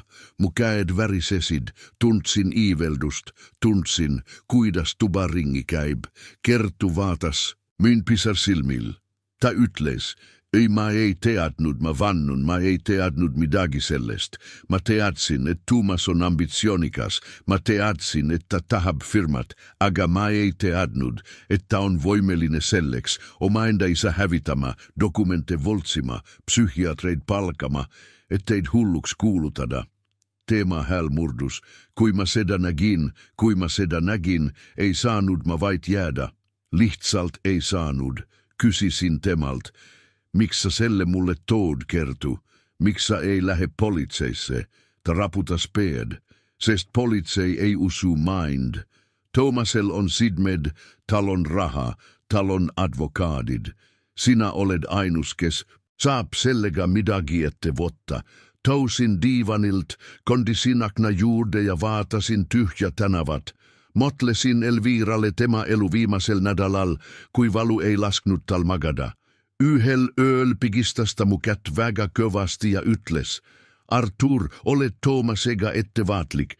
Ta ei ol se poeg, keda sa arvad. Mä olen näinud asju, mä olen kuulnud asju. Luba mulle, et sa avad oma silmad. Ütlesin talle ja muidugi, että rahuneks, aga mä ei pannut seda tähele. Arvasin, et se on morfiinijut. Arvasin, että on segaduses, aga ta ei olnud. Elvira teadis, Elvira nägi seda, mitä minä keldusin näkemast, ja ta yritas mind hoiatada. Ja minä ei kuulanud. Nüüd oli ta surnut ja minä olin yksi. Hunniku paberitega mistoestasid, et mu poeg on koletis. Pöörasin end tagasi Kertu poole. Ta istus endiselt diivani serval, käed pölvedel kokku surutud. Kysisin, kas Toomas kahtlustab midagi? Ta raputas pead. Ei, mä tegin seda kui teda kodus ei olnud. Kopeerisin koikma lupulgalle ja kustutasin ajaluu, aga kui ta teada saab. Ta ei lopetanut lauset, ta ei pidänutki. Mä tiedsin, milleks Toomas voimeliin on. Kysisin, miksi sä seda tegid, Kerttu, sä olet tema nainen. Teil on temaga poeg, miksi sä riskid koigega niin moodi. Ta vaatas mind märjade silmadega ja ytles, sest mä ei jaksa enam ei. Olen seda aastaid talunut, abielu on ammu surnut, jään ainult Rasmuse pärast, aga se on liiga palju. Se, mitä Toomas teille teeb, mä ei saa selles osallinen olla. Te ei vääri seda. Mä ei saa teille näkku vaadata teedes mitä mä tean. Kerttu tousis pysti, ta pidi lahkuma, ennen kuin Toomas kahtlustama hakkab. Ytlesin, Kerttu, sellel mitä sä tänä tegid on oma hind. Kui Toomas teada saab, tulepta sinu, Rasmuse ja koige muu järele. Ta nugutas, mä tean. Aga te kohtlesitte mind alati hästi, proua. Elvira armastas mind nagu tytart. Ta opetas mulle, kuidas oma ahjupradi teha. Ta andis mulle oma ema kaelakee, kui Rasmus syndis. Ta ytles mulle kord, kui Toomas kunagi raskeks läheb, tule otsi mind üles. Mä aitan sind. Aga teda ei ole enam siin. Nii, et mä tulin teie juurde. Tunsin klompi kurgus, ytlesin, ai tää muu kallis, ai tää et olet vapper. Mä ei lase sul selle eestyksi maksta, mä luban sulle. Ta kallistas mind kiiresti, haaras oma käekoti ja köndis uksepoole. Ennen lahkumist pöörasta en ymber ja ytles, hävitage ta äi, hävitage Toomas, ennen kuin tema teit hävitab. Siis lipsasta takauksesta väliä kadudes össä. Jäin yksi elutuppa, paperit laualla jali. Vaatasin neid pikka aega. Iga yks neist oli Noahaav. Iga ekiri, iga leping, iga voltsitud alkiri. Aga need olidka midagi muud. Need olid toendid. Toendid, et mä ei ole hull. Toendid, et oli olemas plan toendid, et mu poeg on kurjategija. Matlesin Theodorille, homselle kohtumiselle. Nüüd oli mul midagi talle näidata, midagi konkreetset, midagi, mida ta saaks kasutada. Aga mõtlesin ka Kertule riskile, mille ta oli võtnud sellele, mis temaga juhtub, kui Toomas toe teada saab. Ja mõtlesin Elvirale, tema viimasele hoiatusele, kuidas ta üritas mind haua. Tagant kaitsta, sulgesin silmad ja ütlesin valjusti, anna andeks mu arm. Anna andeks, et mä ei kuulanud, aga mä luban sulle, et mä parandan selle ära, mä luban. Sel ööl mä ei maganud. Istusin diivanil Kerttu-dokumentidega käes, lugedes neid ikka ja jälle, jätes meelde iga detaili, iga kuupäeva, iga nime, iga summa. Kui koitis poolesid mu silmad ja pea oli numbreid täis. Aga mul oli ka midagi, mida mul polnud päivi olnud, laskemoona. Kerttu oli andnud mulle relvad voitluseks. Nüüd vajasin mä lihtsalt armeed. Theodor oli esimene, aga mul oli vaja rohkem. Mul oli vaja kedagi perekonnast, kedagi, kes. Tundis Toomast kedagi, kellel oli kautada sama palju kui minul. Ja siis mõtlesin mä Mardille, oma nooremalle pojalle, kes kolis aastaid tagasi Helsingissä, kes helistas harva, kes tundus olevat mind unustanud. Oli aeg ta ülles leida, aeg näha, kummal puolel ta on. Kui se lugu jõuab sinu südamesse, siis telli kohe. Iga päev räägib keegi sellest, mida ta kunagi valjusti öelda ei saanud. Ja ta oma kommentaaria ütle mulle, kas oled kunagi midagi sarnast kogenud. Järgmise päeva hommikul kell 10 istusin Theodor Maasiku kontoris. Se oli väike kontor, täis laajeni lautud oigusraamatuid, mis lohnasid vana kohvia kolletanud paperi järele. Theodor oli teisel pullauda Kerttu-dokumentidega enda ees laiali. Ta luges neid eglaselt, kulmkortsus, libistades käega yle oma kiilapea iga kord, kui leidis midagi uut. Vaatasin teda vaikides, süda kurgus peksmas. Kuita lopetas, panita paberid laualle ja vaatas mind ilmega, mida ma polnud teema peal kunagi varem näinud, segu raevust ja hämmastusest. Ta ütles, Artur, see on korporatiivpettus, dokumentide voltsimine, ebaseadusliku eestkoste katse. Sinu poeg võib vangi minna ja Viktor Kask samuti. See on toosine, väga toosine. Kysisin temalt, mida me teha saame. Theodor nojatus toolil tagasi ja matles hetke. Siis ütles ta, esiteks peame blokeerima eestkoste. Kui Toomasel onnestub saada kohtunik sind teovoimetuks kuulutama, kaotamme koik. Ma esitän erakorrallise hagi. Teiseks vajamme rohkem tunnistajaid. Kertu on vuotmetähtsusega, aga yhdestä inimesest ei piisa. Meil on vaja inimesi firmast, sulle lojaalseid aktionäre, kedakin perekonnast, kes saaks sinu kasuks tunnistada. Matlesin uudesti Mardille, kes lahkus 10 aastat tagasi Helsingissä, sesta ei talunut Toomase iseloomu, kes ei tulnud oma ema matustele, sest jäi lennukist maha. Voi niitä ytles. Theodor lubas mul oma telefoni kasutada ja mä valitsin Mardi numbri. Se helises 4 korda. Arvasin, että ei vasta. Siis kuulsin tema kähedat, väsinud häältä. Hallo? Ütlesin. Mart, siin minä, su Iisa, pik vaikus. Siis ütlestä, Iisa, mis lahti on sul koik korras? Ütlesin ei, et mul ei ole koik korras, et teema vend hävitab mind. Rääkisin talle koik, riigipöörde, kaardid, panga, restoraanifirma, kertudokumendid, eestkoste koik. Rääkisin 15 minuutit järjest ja tema kuulas vaikides. Kui mä lopetasin, oli veel yksi pikpaus. Arvasin, että ytleb mulle, et ei saa sekkuda, että tal on oma elu Helsingis, et se on Toomase ja minu vahellinen asi. Aga siis ytlestä midagi, mis murdis mu sydäme. Mä olen teel, Isa. Andesta, et mä varem ei tulnud. Mä teadsin, et midagi on valesti, aga mä kartsin Toomast. Mä kartsin teda alati. 2 päivä hiljem saabus Marttartusse. Nägin teda Theodori kontoriuksest sisse astumas ja tuntsin, kuidas polvet nörgaks lähevad. Ta oli köhnem, kui mäletasin, halliga oimukohtades ja kortsudega silmade ymber, aga tal oli ikka sama nagu poisikesena, sama nagu Elviral. Ta köndis minu juurde ja kallistas mind kovasti, soonagi lausumata. Tunsin, kuidas oolad värisevad, ja sain aru, et nutan. Tema samuti, seisimme siil kaua, hoides teineteisest kinnikeset Theodori kontorit, nuttes nagu 2 eksinud last. Siis tombusta eemalle, vaatas, mulle silma ja ütles, mä ei jätä sind yksi Isa, mä luban, me lopetamme selle koos. Ja esimest korda nädalate jooksul tunsin, et voin voita. Järgmised 3 päivä töötasimme peatumata. Theodor valmistas ette hagi ja taotlu se keelumääruseks. Mart vottis yhendust 3 vana firma aktionäriga, kes olid mulle alati lojaalsed olnud. Herra Porter, kes oli mu esimene partner, herra Harrison, muteinen nöbu, ja herra Edwards, investor, kes liitus 90-tel. Koik 3 noustusid min toetama. Kertukogus samalla jatkuval toendeid. Iga lohtul saatista mulle krypteeritud e-kirju rohkemate dokumentidiga Tuumase arvutist. Lepingud ylekanded sonumid Viktor Kasega. Koik kogunes, koik sobis. Kokku. Tundus, et plaan töötab, tundus, et meil õnnestub, aga 4 päivä hommikul lakunes koik koost, Kertu kadus.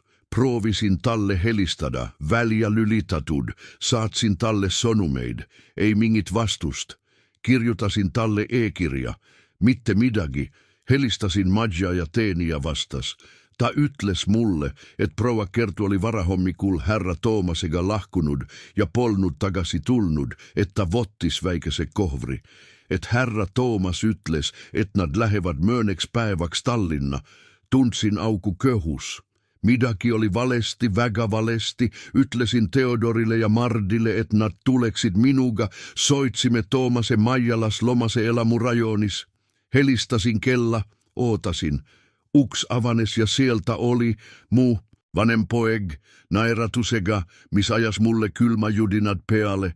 Tuomas toetus vastu ukse piita ja vaatas mind hirmutava rahuga. Ta ütles, isä, milline yllätys, mida sa siin teed.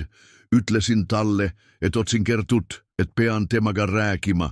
Ta laajendas oma naeratust, hundinaeratust. Ah kertu, ja ta puhkab. Viisin ta Tallinna kliinikusse.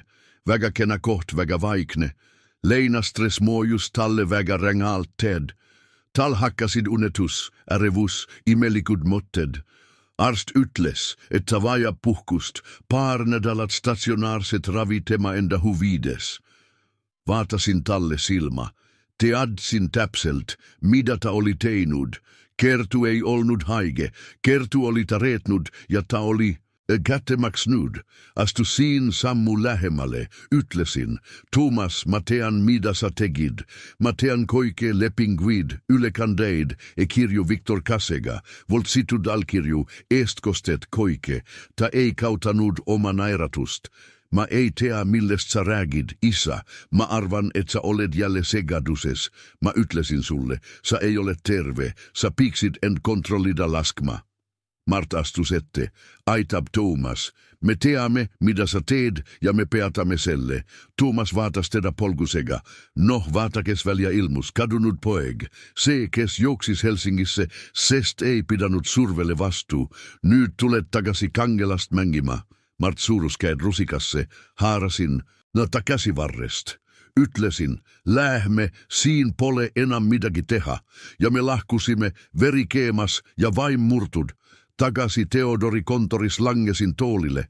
Ütlesin, Kertu oli meie peamine tunnistaja se, kellel oli juurdepääs koigele, ilma temata on juhtum nörgem. Tuomas teab seda, selle pärasta ta kinnipani. Theodor oli hetkevait moeldes, siis ütlestä, oota, enne kadumis teki Kertu midagi nutikat, midagi väga nutikat. Vaatasin teda, ei saanut aru. Ta avas oma arvut ja näitas mulle omaa e-posti postkasti. Siellä oli 3 sounumit Kertult, saadetut ööselen tema kadumist, ikäyks erinevalle adressille, minu Mardia 3, mida mä ei tuntnud. Koik 3 sisältäsid sama asia, kopiaid koikist dokumentidest, koikist e-kirjadest, koikist toinditest.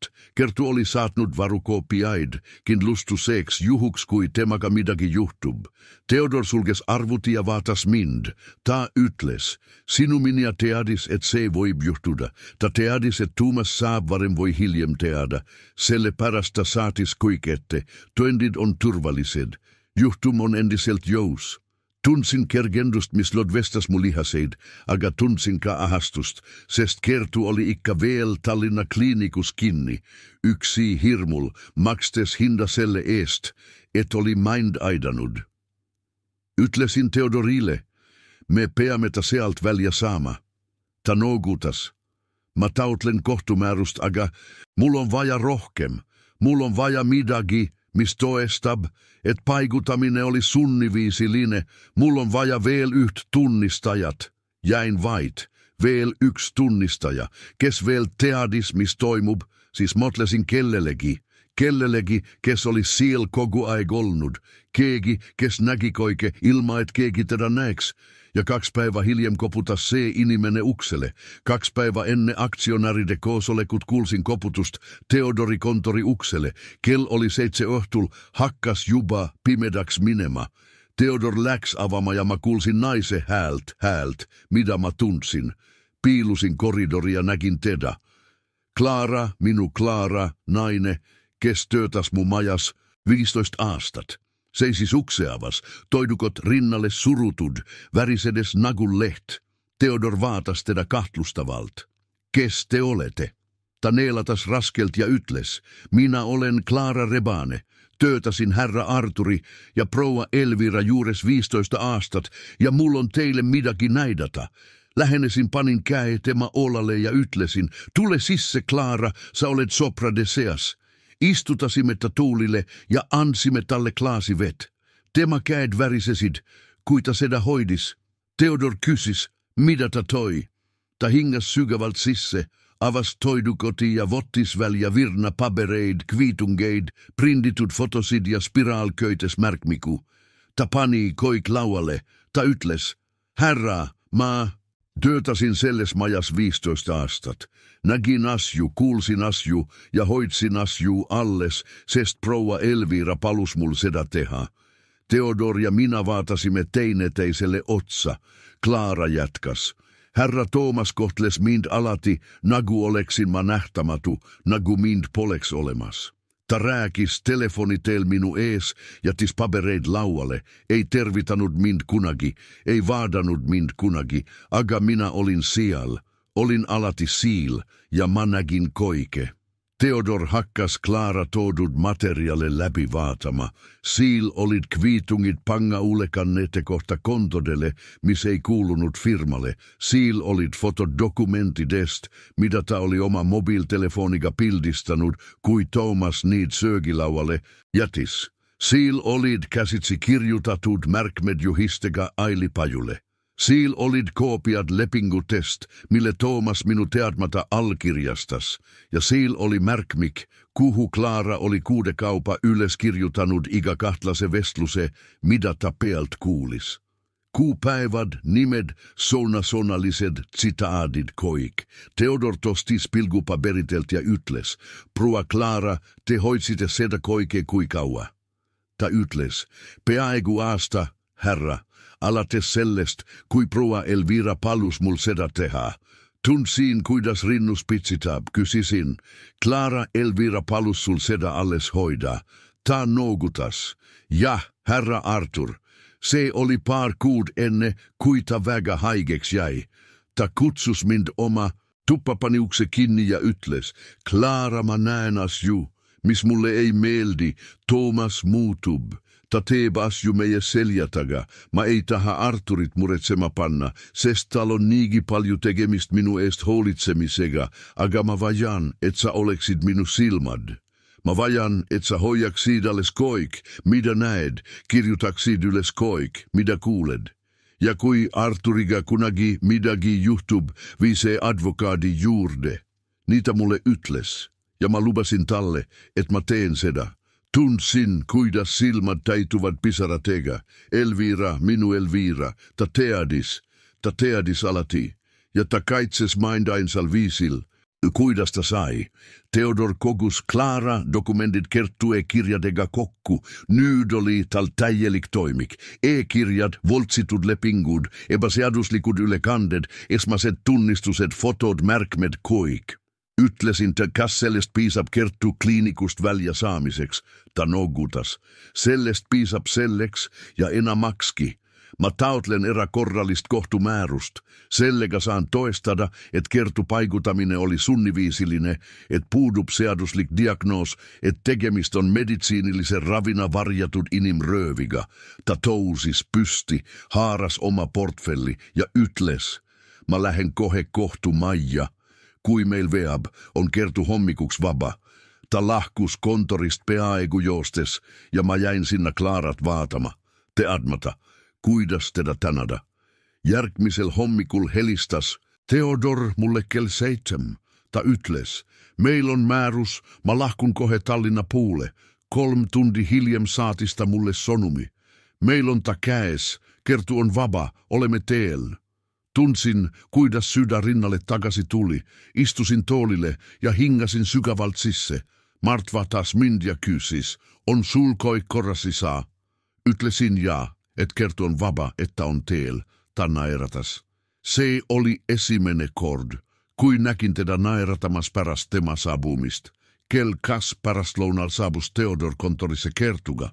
Kui ma teda nägin, tunsin lööki köhtu. Ta oli köhn. Kahvatu, tumedate rongastega silmade all, huuled olid lohenenud ja juuksed mustad, aga silmad särasid raevust, sihikindlusest. Ta kallistas mind ja sosistas mulle kõrva. Olen valmis äi, ma lopetan temaga. Istusimme koik Theodori laua ymber. Tema, minä, Mart, Kerttu, Klaara.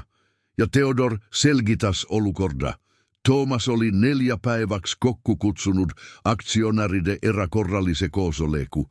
Sellel koosolekul kavatsesta esitada, ette paneku minu eemaldamiseksi firma presidendi kohalt, vaim se voimetu se tottu. Ta kavatses näidata väidetä vaid meditsiinillisi aruandeid. Ta kavatses paluuda end nimetada ajutiseks presidendiksi ja Viktor Kasen teiste tema pult ostetut aktionäride toetusega voidaks ta toenäoliselt hääletuse. Kui se juhtuks, kautaksin ma firma, kautaksin koik ja Toomas pääseks puhtalt. Theodor vaatas meid koiki ja ütles, aga me olemme siil ja me lähemme sinna täie jouga.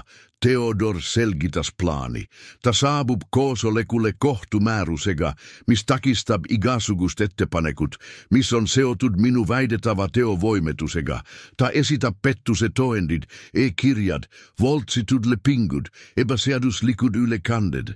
Ta moistab Tuumase ja Viktor Kase avalikult hukka koigi aktionäride ees.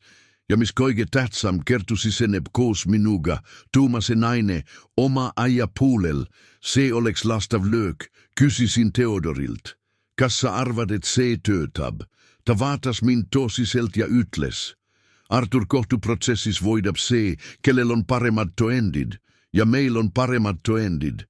Aga aktionääride koosolekul loeb ka kuvand. Ja pilt sinu vaenlase naisest sinu kõrval seismas, se on hindamatu. Sel ööl ma ei maganud. Istusin oma maja elutoas, vaadates Elvira portreed kamina kohal. Matlesin koigele, mis viimaste nädalate jooksul oli juhtunud. Matused, riigipööre, alandused, yksindus. Ja matlesin ka inimestele, kes olid ilmunut mind aitama. Rein, mehaanik, kes andis mulle peavarju, kui mul polnud kuhugi minna. Kertu, kes riskis koigega, et anda mulle toendid. Klaara, kes kuudekaupa päästis seda, mida Elvira oli palunut. Mart, kes lopuks astus oma hirmulle vastu ja tuli minuga voitlema. Theodor, kes pani oma uhkuse kõrvale ja noustus aitamavana sopra. Motlesin, ma ei ole yksi. Ma ei olnud kunagi yksi. Ma lihtsalt ei teadnud seda. Järgmisel hommikul läksin Reinu vaatama. Rääkisin talle koik. Koosoleku plaani toendid. Ta kuulas vaikides, pyyhkides käsi Ollisen lapiga. Kui ma lopetasin, ütles ta, herra Artur, ma ei tea midagi firmadest, koosolekutest ega seadustest. Olen mehaanik, parandan autosid. Aga ma tean üht. Ma tean, kuidas olla oikeal puulel, ja teie olete oikeal puulel, nii et kui teil main siil vaja on, siis ma olen siil. Vaatasin teda niiskete silmadega, ütlesin, Rein, sa oled juba nii palju minu heaks teinud, sa ei pea. Ta katkestas mind. Herra, ma ei pea midagi tegema, aga ma tahan, ja si on erinev. Ta surus mu kätt, mis tundus nagu kallistus, ja ma teadsin, et ta on siil, et nad koik on siil. 4 päev saabus. Ärkäsin kell 5 hommikul ilma äratuskellata. Vuotsin kuuma dushi, ajasin huulikalt habet ja panin selkätumeda ylikonna, mida kansin oma pulmapäiväl Elviraga, sama mitä kansin päiväl, mil avasin tehase, sama mitä kansin, kui sain aasta ettevot ja auhinna. Vaatasin end peeglist ja nägin 22 aastast meest kortsude, hallide juuste ja vanuselaikudega kätel. Aga ma nägin ka midagi muud. Nägin meest, kes polnud alla andnud. Nägin meest, kellel oli veel joudu. Nägin meest, kes kavatses sellesse tuppa astuda ja oma pojalle silma vaadata. Sirgendasin oma lipsu, hingasin sykävalt sisse ja ütlesin valjusti, tänä, Toomas, saad sa teada, kes ma olen. Ja kui ma astusin sellesse koosolekuruumi, Kertu minu kõrval, Mart minu taga, Theodor ja Klaara ja Rein ja koik teised, nägin ma oma poja nägu ja teadsin, et olin juba voitnud. Koosolekuruum asus huone 3. korrusel, mille ma 40 aastat tagasi ehitasin. Samat seinad, mille ma pystitasin, sama marmorporand, mille ma valisin, sama mahagon laud, mille ma Pauja Karolinas toin, sest Elvira ütles, etsi annab edasi tosidust. Joudsin kohale kel 9 hommikul. Kosolek. Oli kell 10. Parkisin peaukse ette ja istusin hetke autos vaadates fassaadi. Siil oli minun nimi kuldsete tähtedega, Tamme Tööstusgrupp. Nimi, mis maksis mulle 40 aastat tööd, nimi, mille mu poeg tahtis kustutada. Hingasin sykävalt sisse, avasin ukse ja astusin autost välja. Tunsin hommikupäikeest oma näol ja matlesin, see lopeb täna, yhel voi teisel viisil, see lopeb täna. Nägin aktionääre peauksest sisenemas. Monda olin tuntenut terve elu. Herra Porter, minun ensimmäinen partner. Herra Harrison, minun nobu. Herra Edwards, kes investeeris minuga nyttyinen datel. Nad nuguta sid mulle diskretselt peatumatta. Teiset olid uudet näod. Inimesed kallites ylikondades ja voltsnäiratustega. Inimesed, kes olid seotud. Victor Kasega investorit, kelle Thomas oli viimaste kuuden jooksul sisse tonud, et hääli kindlustada. Ja uksel, kontrollides, kes siseneb ja kes mitte, oli ailipaju oma pykskostyymi, elektronillise tahvli ja plastmasnaeratusega. Ta näki mind saabumas ja tema naeratus tardus, aga ta ei öelnud midagi, seisis lihtsalt seal oodates nagu ämblik oma vorgus, aga ma ei tulnud üksi. Minu selja taga oli Mart, minu noorem poeg, loogpingul ja silmad ukselle nailutatud. Tema korval Theodor Maasik nahast portfeltäis dokumenteja ilme, nakul läheks sotta. Nende taga minu nobu Harrison ja 3 juhatuse liiget firmast, kes olid otsustanut mind toetada. Ja lopus, selg sirge ja pilk ettepuole suunatud, oli Kertu. Toomase naine, tema poja Emma naine, kelle ta lukustas kliinikusse, et teda vaigistada, ja nüüd oli ta siin, vaenlase poolel, oikel poolel. Ja teda nähes teadsin, et olimme juba voitnud esimese lahingu, sest Thomas ei odannut seda, ta ei odannut, et tema enda naine teda reedab. Kandisimme ukse pule. Aili Padju seisis keskel, hoides oma tahvlit pysti nagu kilpi. Ta ütles, Herra Tam, teid ei ole kylallisten nimekirjas, te ei saa siseneda. Vaatasin talle silma, neisse kylmadesse silmadesse, mis olid mind paar nädalat tagasi pölgusega vaadanud. Ütlesin, minä ehitasin selle hoone, minä asutasin selle firma, minä maksan sinu palka, astu körvale. Ta ei liigutanut, siis astus Theodor ette, vottis oma portfellisdokumendi ja pani selle talle näo ette. Ta ütles, kohtumäärus. Keeld, mis kaitseb herra Artur Tamme oigusi. Kui te yritätte teemasi senemist takistada, lasen ma teid kohtu solvamise eest vahistada. Aili vaatas dokumenti, vaatas Theodorit, vaatas Kertut ja astus sonagi lausumata körvale. Tee oli vaba. Soitsimme liftiga 3. korruselle. Keegi ei rääkinud, kulda oli ainult motorisuminat ja meie hingamist. Kui ukset avanesid, nägin koridori, mis viis koosolekuruumi. Loopus oli topeltpuidust ukset lahti. Kuulsin ses Thoomase häält pidamas köönet. Kondisimme selle puule. Mu kingad klopsusid marmoril, iga samm oli sydämelöök. Kui jaudsin ukse juurde, peatusin. Toas oli ruum täis, 20-25 inimest istusid laua ymber ja laua otsas. Seistes tumesinises ylikonnas ja punase lipsuga oli Thomas öeldes. Me olemme siinet vormistada uusajastus selle firma ajaloos. Ta nägi mind ja sonat surittal kurku.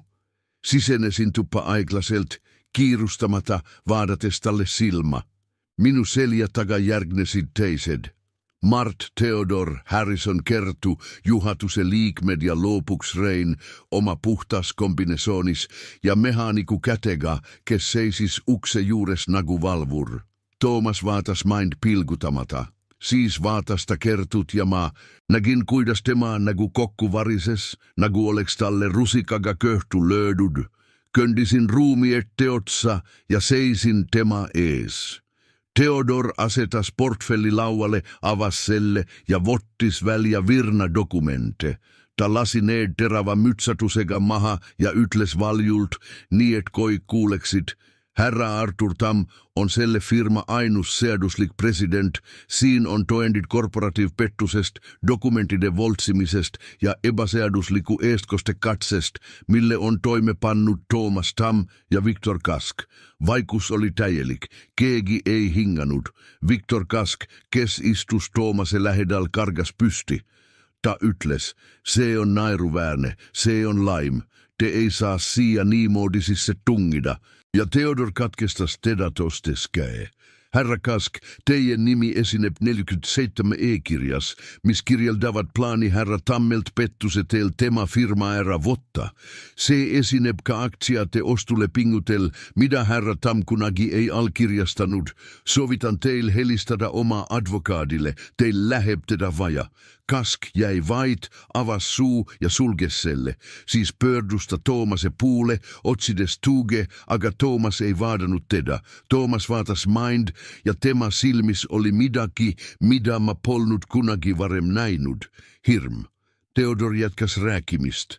Ta selgitas iga dokumenti, iga e-kirja, iga voltsitud lepingut. Ta näitas epäseaduslikke ylikandeid, psyhiatriliste hinnangute taotlusi, plaani lukustada Kertu Tallinna kliinikusse. Koik. Aktionäärid kuulasid vaikides kohkunud nägudega. Monet vaatasid Thoomast, teiset vaatasid porandat. Kui Theodor lopetas osutasta Kertule ja ütles, proua Kertu Tam, syydistatava abikaasa, esitas neid toendid vapatahtlikult. Ta paigutati vastu tema tahtmist Tallinna psyhiatriakliinikusse kättemaksuks nende kuritegude teatavaks tekemise eest. Ta vabastati 2 päeva tagasi kohtumäärusega. Ta vaatas ruumis ringi ja lopetas.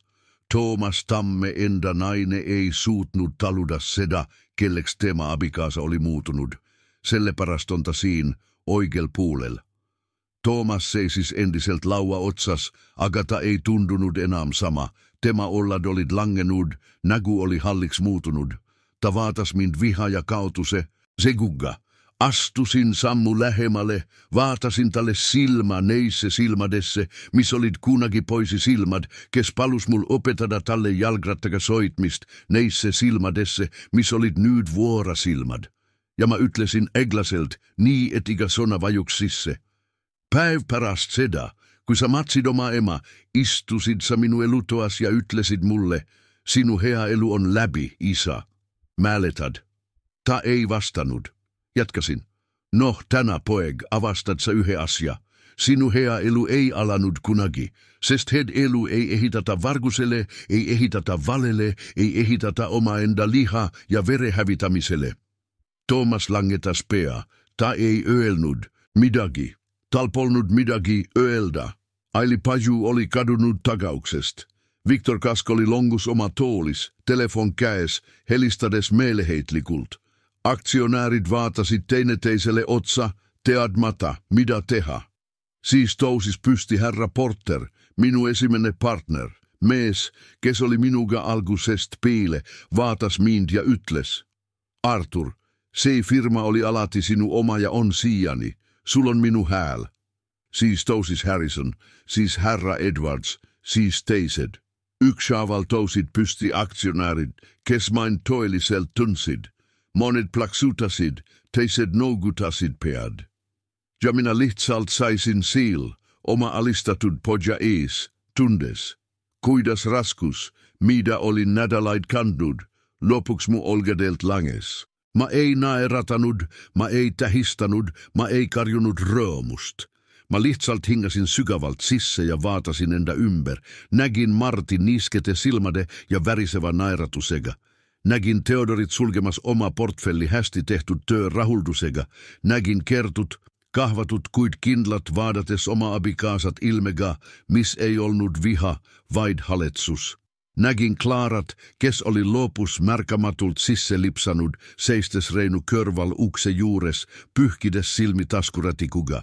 Ja nägin Reinu mehaanikut, kes andis mulle peavarju, kui mul polnud kuhugi minna, vaadates mind uhkusega, nagu oleksin ma tema oma isa. Ütlesin neile koigile, aitäh, lihtsalt seda, aitäh. Siis vaatasin lakke, sinna, kus ma kujutasin, että Elviirat olevat ja motlesin. Me saimme hakkama mu arm, me saimme hakkama koos, nagu alati.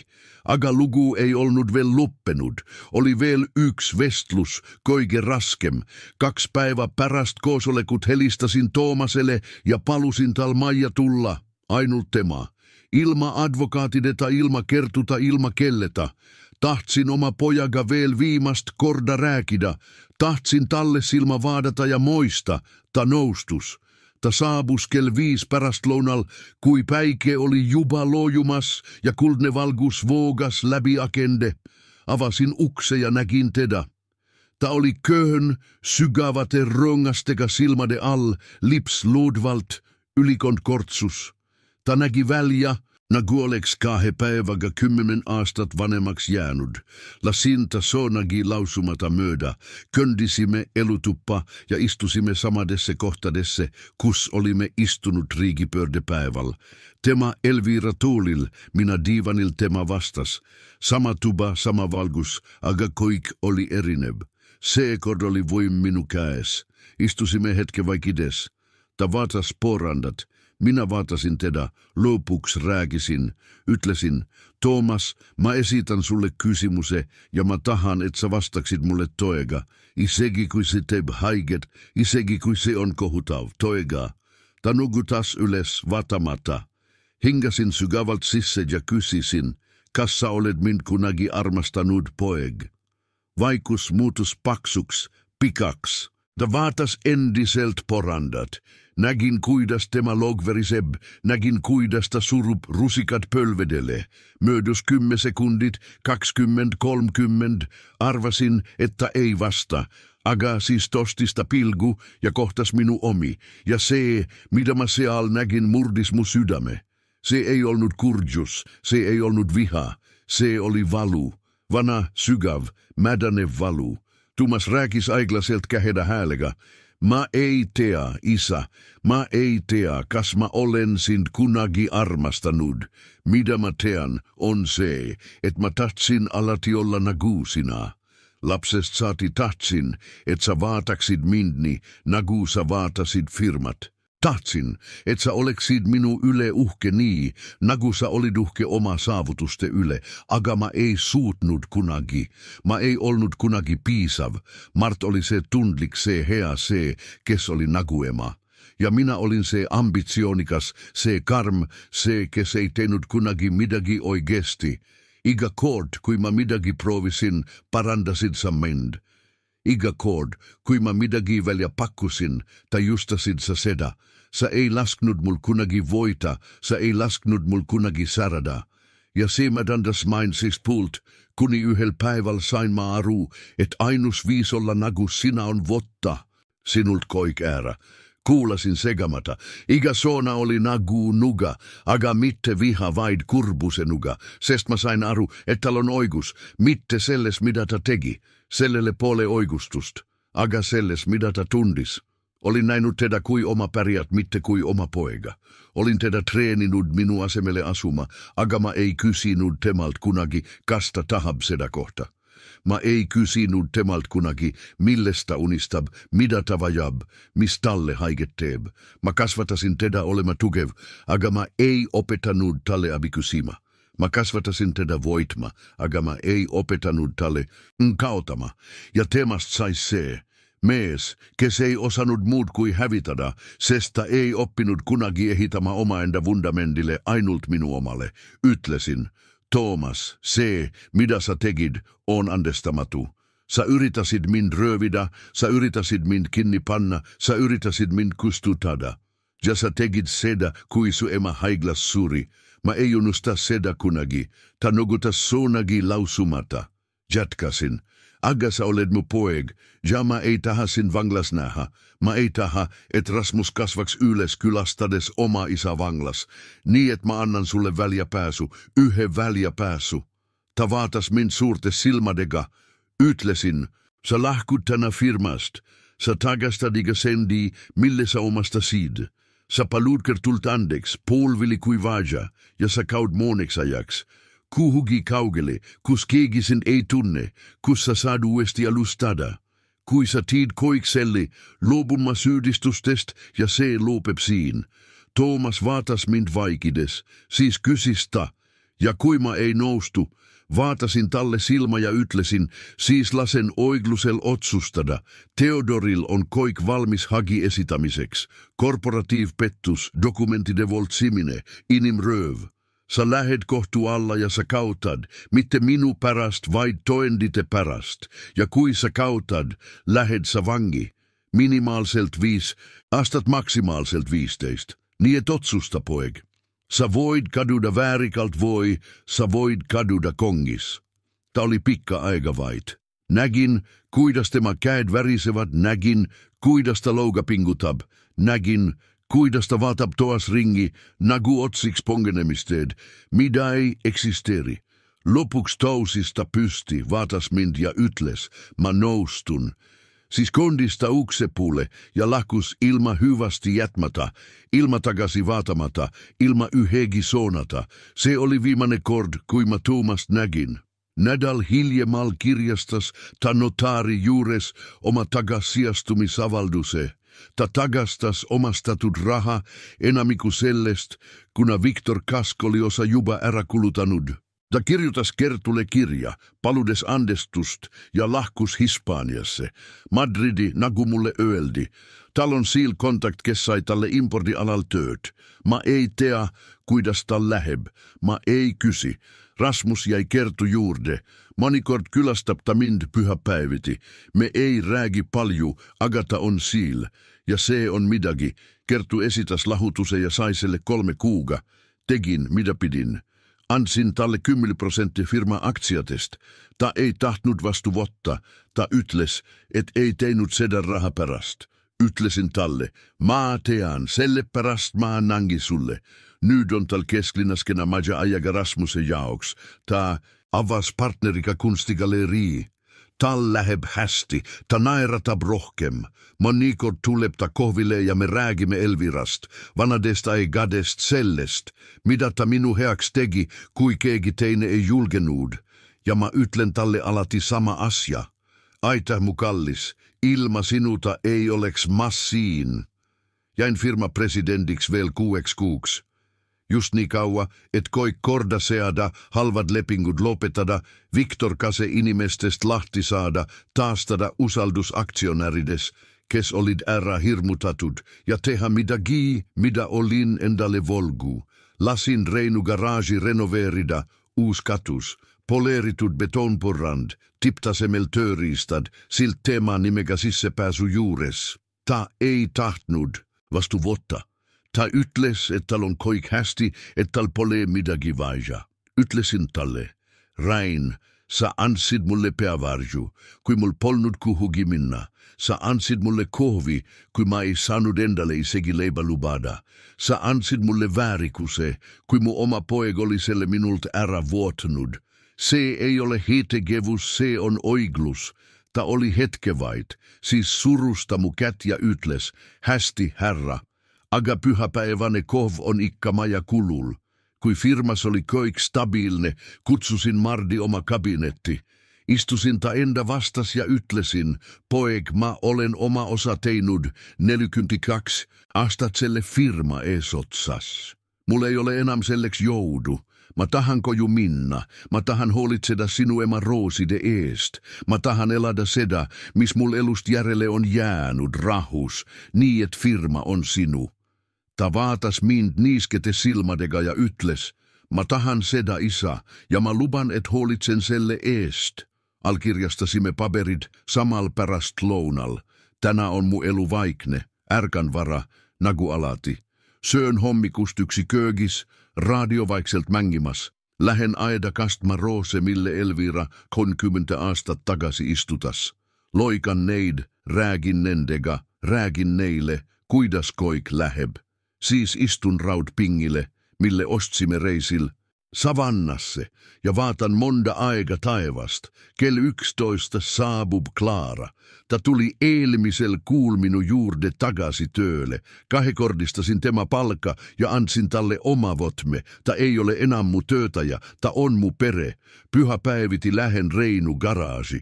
Joomme kohvi tema aluminium cruisidest ja räägimme koigest ja Eimilleski. Monikord aitab ta mul midagi auto juures parandada. Monikord istumme lihtsalt vaikides kuulates raadiot ja se on okei. Se on okei. Inimeset kysyvät minult, kas mä vihkan Tuomasta, kas mä tahan nähdä teda hävitetuna, kas mä olen roomus, että koi kaotas. Ja tode on, et ei. Mä ei vihka teda. Mä ei suuda. Ta on mu poeg. Tal on minu veri. Tal on Elviran nina. Tal on mu isä käed. Kuidas mä saan seda vihata? Vihkaminen on vangla ja mä olen liiga kauan vangis olnud. Aga mä ei andesta tallekka. Mitte veel. Voib olla mitte kunagi. Sest andestaminen ei ole unustaminen. Andestaminen on raskusest lahti laskminen, et saaksid köndida. Ja mä olen raskusest lahti lasknud, aga mä ei ole unustanut, mis juhtus. Mä ei ole unustanut päivä, miltä istus Elvira toolia ytles mulle, et mu hea elu on läbi. Mä ei ole unustanut alandusi, mä ei ole unustanut valesid, mä ei ole unustanut kertut kliinikusse lukustatuna. Seda ei unusta, sä kannat seda, aga sä voit seda kanda ilma, et se sin purustaks.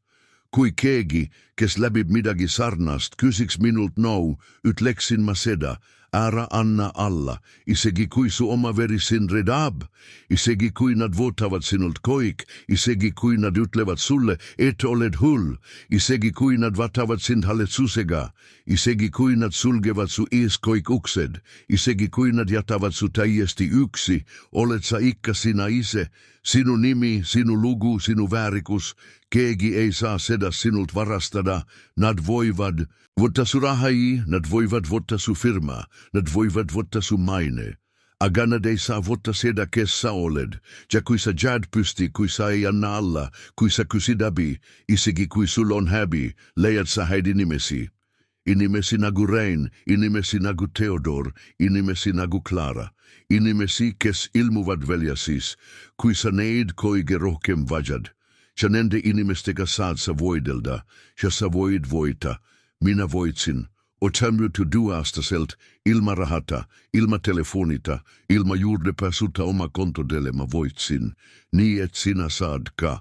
Ja sinä, kes oled mind, siiani kuulanud, kas oled kunagi kogenut reetmist omaenda perekonnas. Mitä sä tegid, mitä sä teeksid teisiti, kui saaksid tagasi minna. Jätä oma vastus kommentaaridesse. Räägi mulle oma lugu, sest monikord on juhtunust rääkiminen esimene sam paranemise puule. Kui se lugu puuduta su sydant, siis palun pane sellele meeldimine ja telli kanal. Sinu kommentaar aitab mul neid lugusid edasi rääkida.